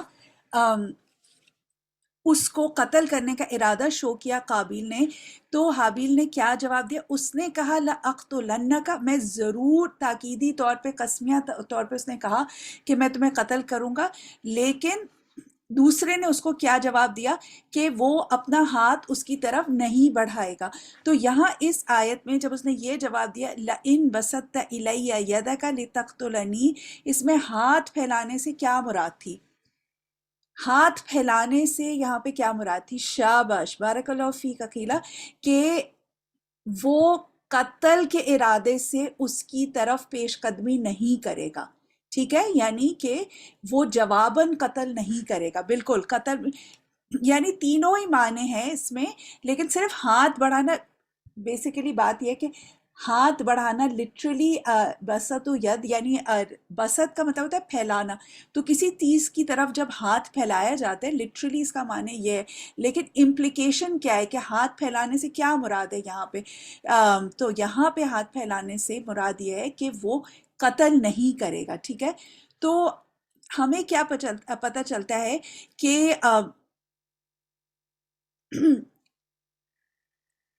حضرت آدم علیہ السلام کی شریعت میں کیا اس طرح کرنا جائز تھا کہ اگر کوئی اٹیک کرے تو وہ نفل کی نیت سے، اجر حاصل کرنے کی نیت سے نہ کرے.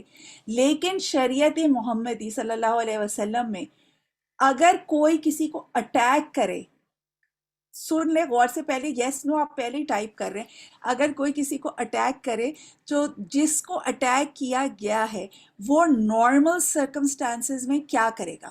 نارمل سرکمسٹانس جیسے امن کا زمانہ ہو، اس کو کیا کرنا چاہیے؟ شاباش، کہ اس کو دفاع کرنا چاہیے. ٹھیک ہے.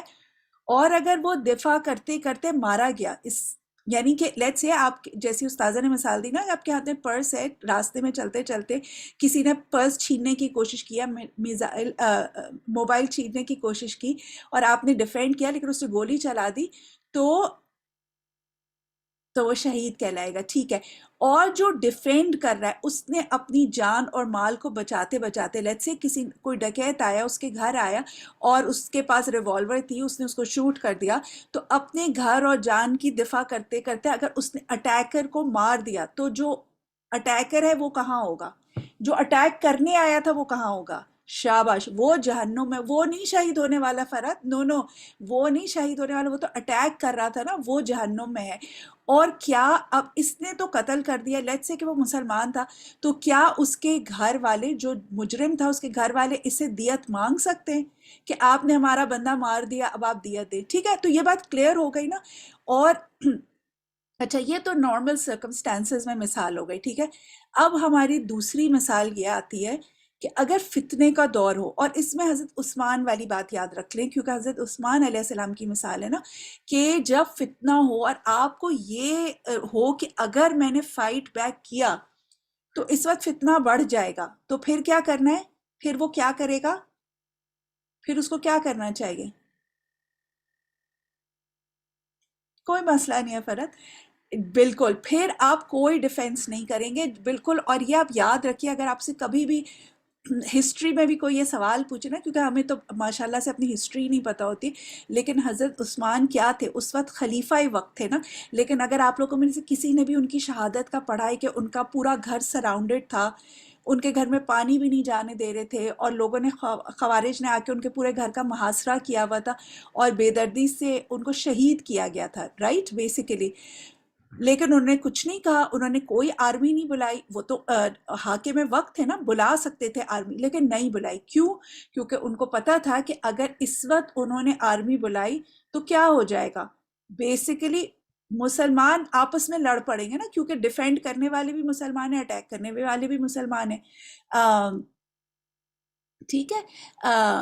جی، تو اپنے لیکن نیت کیا ہونی چاہیے آپ کی، کہ جب آپ اپنے آپ دوسرے کو اٹیک بھی کر رہے ہوں تو آپ کی نیت دفاع کرنے کی ہو، لیکن اگر اس میں قتل ہو جائے تو کوئی مسئلہ نہیں ہے، لیکن نیت اگین جو سب سے امپورٹنٹ بات ہے نا، کہ ہم لوگوں نے اس دن بھی یہ بات ڈسکس کی تھی کہ مومن کے لیے سب سے امپورٹنٹ جو ڈیفائننگ چیز ہے وہ اس کی نیت ہے، اور اگر نیت صحیح نہیں ہوئی تو پھر سارے اعمال برباد ہو گئے۔ تو اگر نیت اچھی تھی، اس میں کسی دوسرے کا قتل بھی ہو گیا، گناہ بھی ہو گیا، تو اس پہ مواخذہ نہیں ہے، ٹھیک ہے۔ یہاں سے پھر استاذہ نے بہت آج انٹرسٹنگ بات کی ہمارے ارادوں کے بارے میں، کہ جو ہم ارادے باندھتے ہیں، اگر ہم اچھے ارادے باندھیں تو ہمیں کیا کرنا چاہیے؟ اگر ہم اچھے ارادے باندھیں کوئی نیک کام کرنے کا، تو بتانا چاہیے لوگوں کو۔ کس کو بتانا چاہیے آپ کے خیال میں؟ جو ملے سب کو بتا دیں، سب کو، جو بھی نہیں، صرف ان لوگوں کو شیئر کرنا چاہیے۔ اس کی اچھا ریزن کیا ہے؟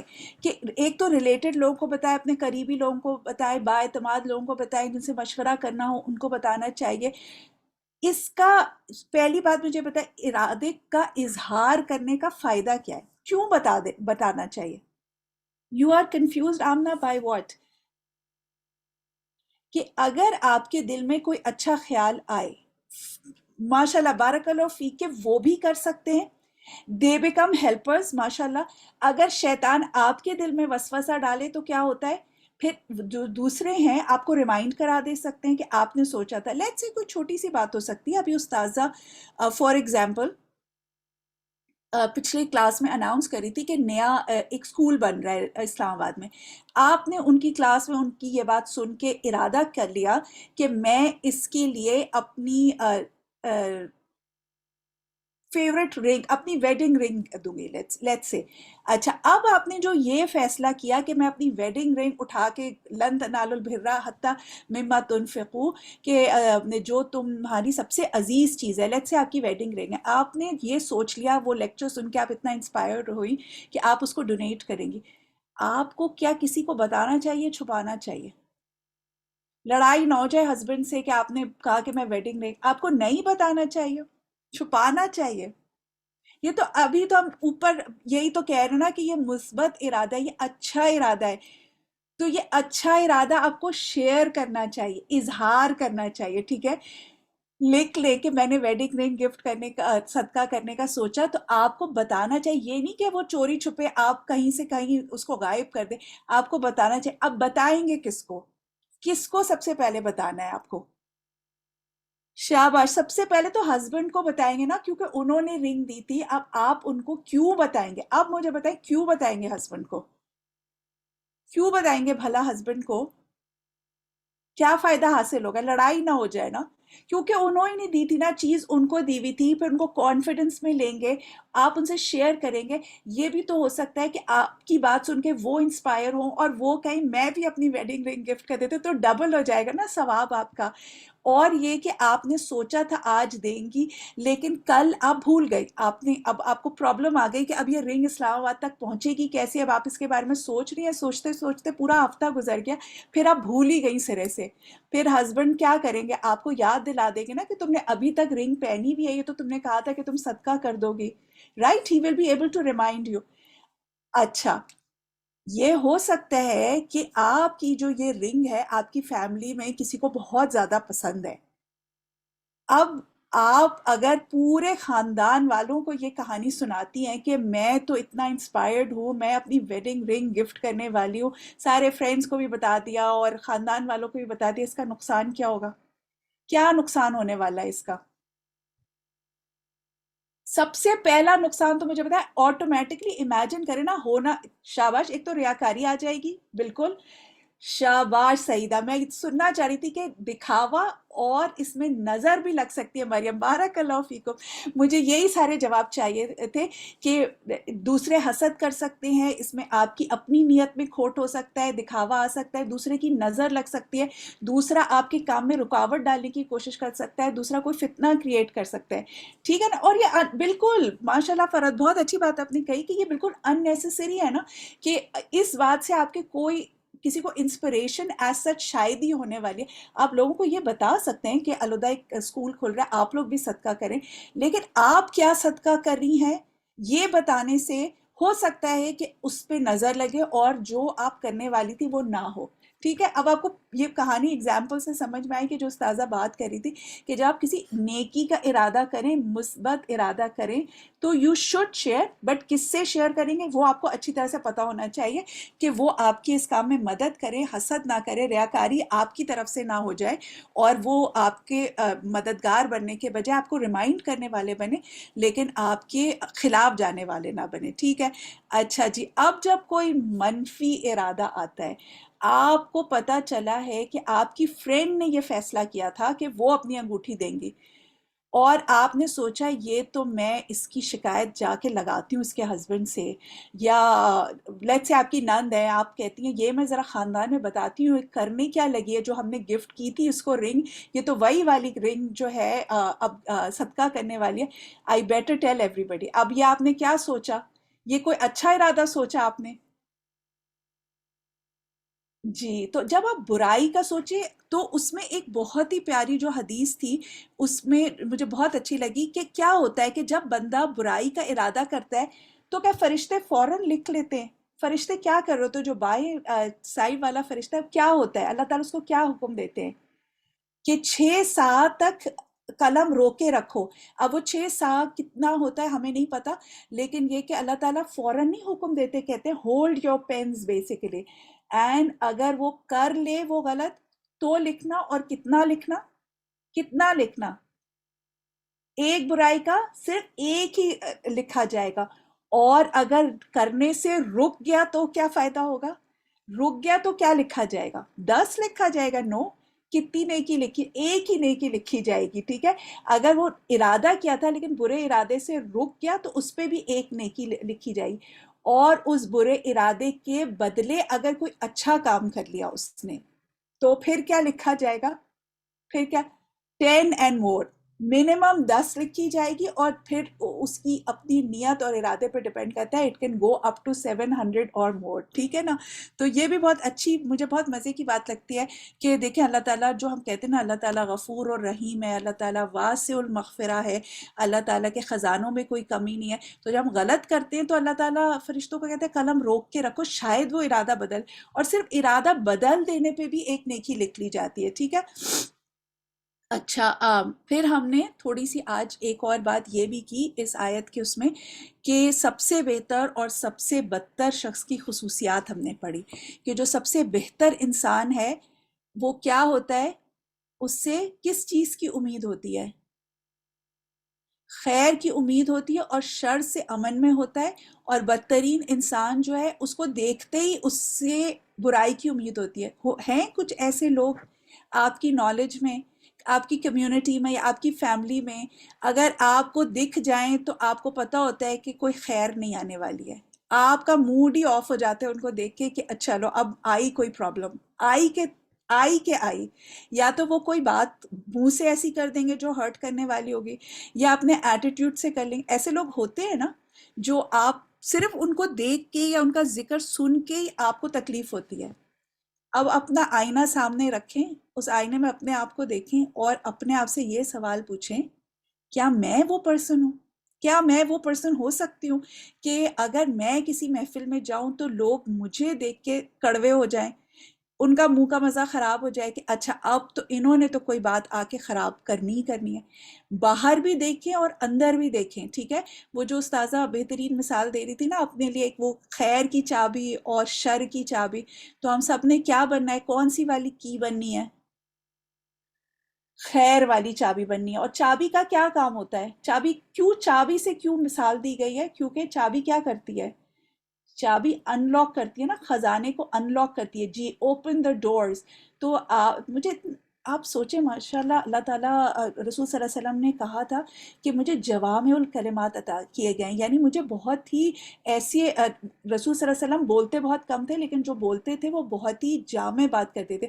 تو میں اس حدیث کو بھی سن رہی تھی اور میں یہ سوچ رہی تھی کہ چابی کیوں کہا گیا؟ یہ بھی کہہ سکتے تھے میں خیر ہوں، ٹھیک ہے نا، لیکن چابی کہا گیا کیونکہ چابی پورے خیر کے ڈورز ان لاک کرتی ہے نا۔ ویسے آپ امیجن کریں کہ کوئی ایسا انسان جو سارے ڈورز ان لاک کر رہا ہو، ٹھیک ہے۔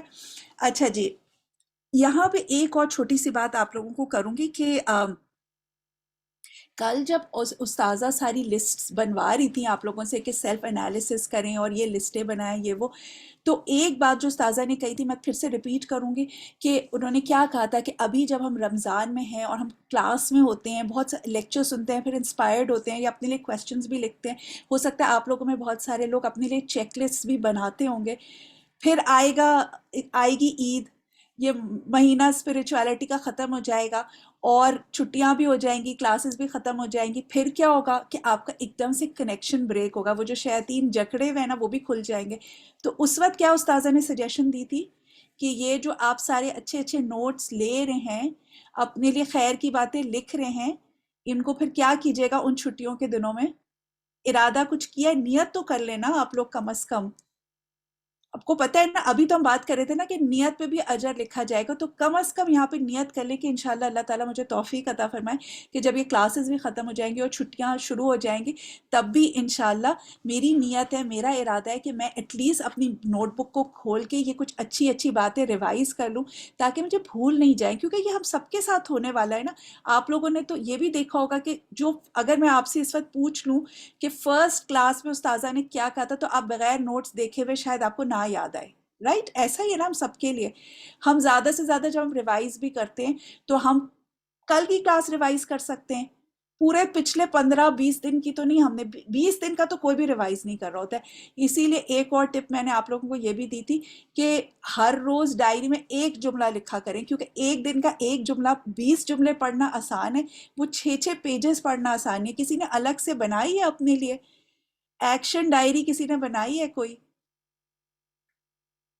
بارک اللہ فیک، آپ لوگ بنائیں نا اپنے لیے ایک ایکشن ڈائری، جیسے دعا ڈائری بناتے ہیں نا، گریٹیٹیوڈ جرنل بناتے ہیں، پتہ نہیں کتنے جرنلز میں آپ لوگوں سے بنوانے کی کوشش کر رہی ہوں، لیکن ایک ایسی بکلیٹ چھوٹی سی ہونی چاہیے جس میں صرف ایک ایوری ڈے کا صرف ایک ایکشن پوائنٹ ہو۔ یقین کیجئے آپ لوگ بہت اس سے فائدہ اٹھائیں گے کہ جب آپ اس کو دیکھیں، جو ون شارٹ گلانس والا ہوتا ہے نا، کہ بس ایک نظر آپ نے دیکھا، یوں پیج پلٹا، اس میں بڑا سا لکھا ہوا ہے مسواک کرنی، بس وہ آپ کے لیے اتنا ریمائنڈر کافی ہونا چاہیے۔ آپ کے لیے اتنا کافی ہونا چاہیے صدقہ کرنا، من پسند چیز صدقہ کرنا، اعادت کرنا، ہر پیج پہ کوئی ایک عمل کی آیات کی کاپی نا، کہ ایکشن ڈائری میری، کہ ماشاءاللہ فرا تو جو آپ نے لاسٹ ایئر بنائی تھی، پھر اس ایئر کیوں نہیں بنا رہی؟ اسی ڈائری کو کنٹینیو کریں، انشاءاللہ اللہ تعالیٰ آپ کے لیے وہ بہترین صدقہ جاریہ بھی بنائے اور آپ کے نامہ اعمال میں خیر میں اضافہ اس سے۔ اچھا، آخری بات، ہم اس بات پہ آخری بات کرتے ہیں کہ یہ جو جملہ حابیل نے کہا تھا نا کہ انی اخاف اللہ رب العالمین، گناہوں سے رکنے کے لیے سب سے بڑی چیز کیا ہوتی ہے؟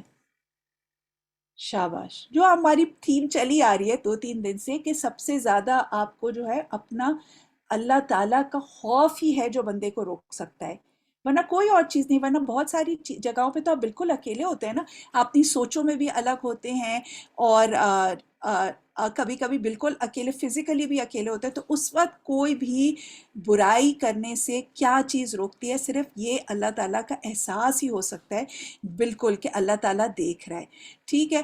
تو اور یہ حابیل نے بھی یہ کام کیا تھا کہ اپنے بھائی کو اللہ تعالیٰ سے ڈرایا تھا، although کہ وہ تو اس سے قتل کرنے کا ارادہ رکھ رہا تھا، لیکن اس نے اللہ تعالیٰ کا خوف دلا کے اس کو نصیحت بھی کر دی۔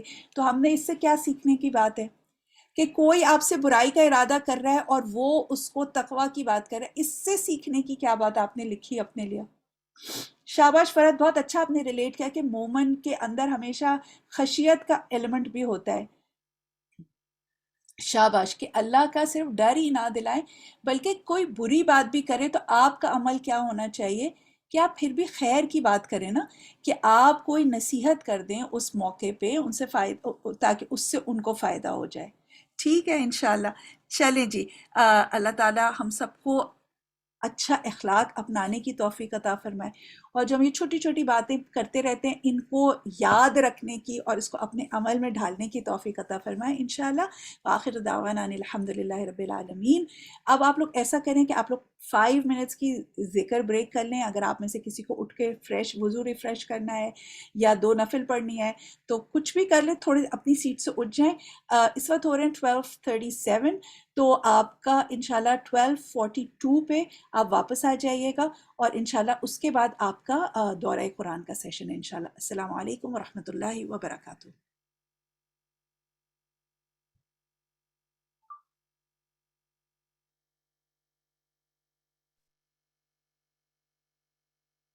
رب إني لما أنزلت إلي من خير فقير رب إني لما أنزلت إلي من خير فقير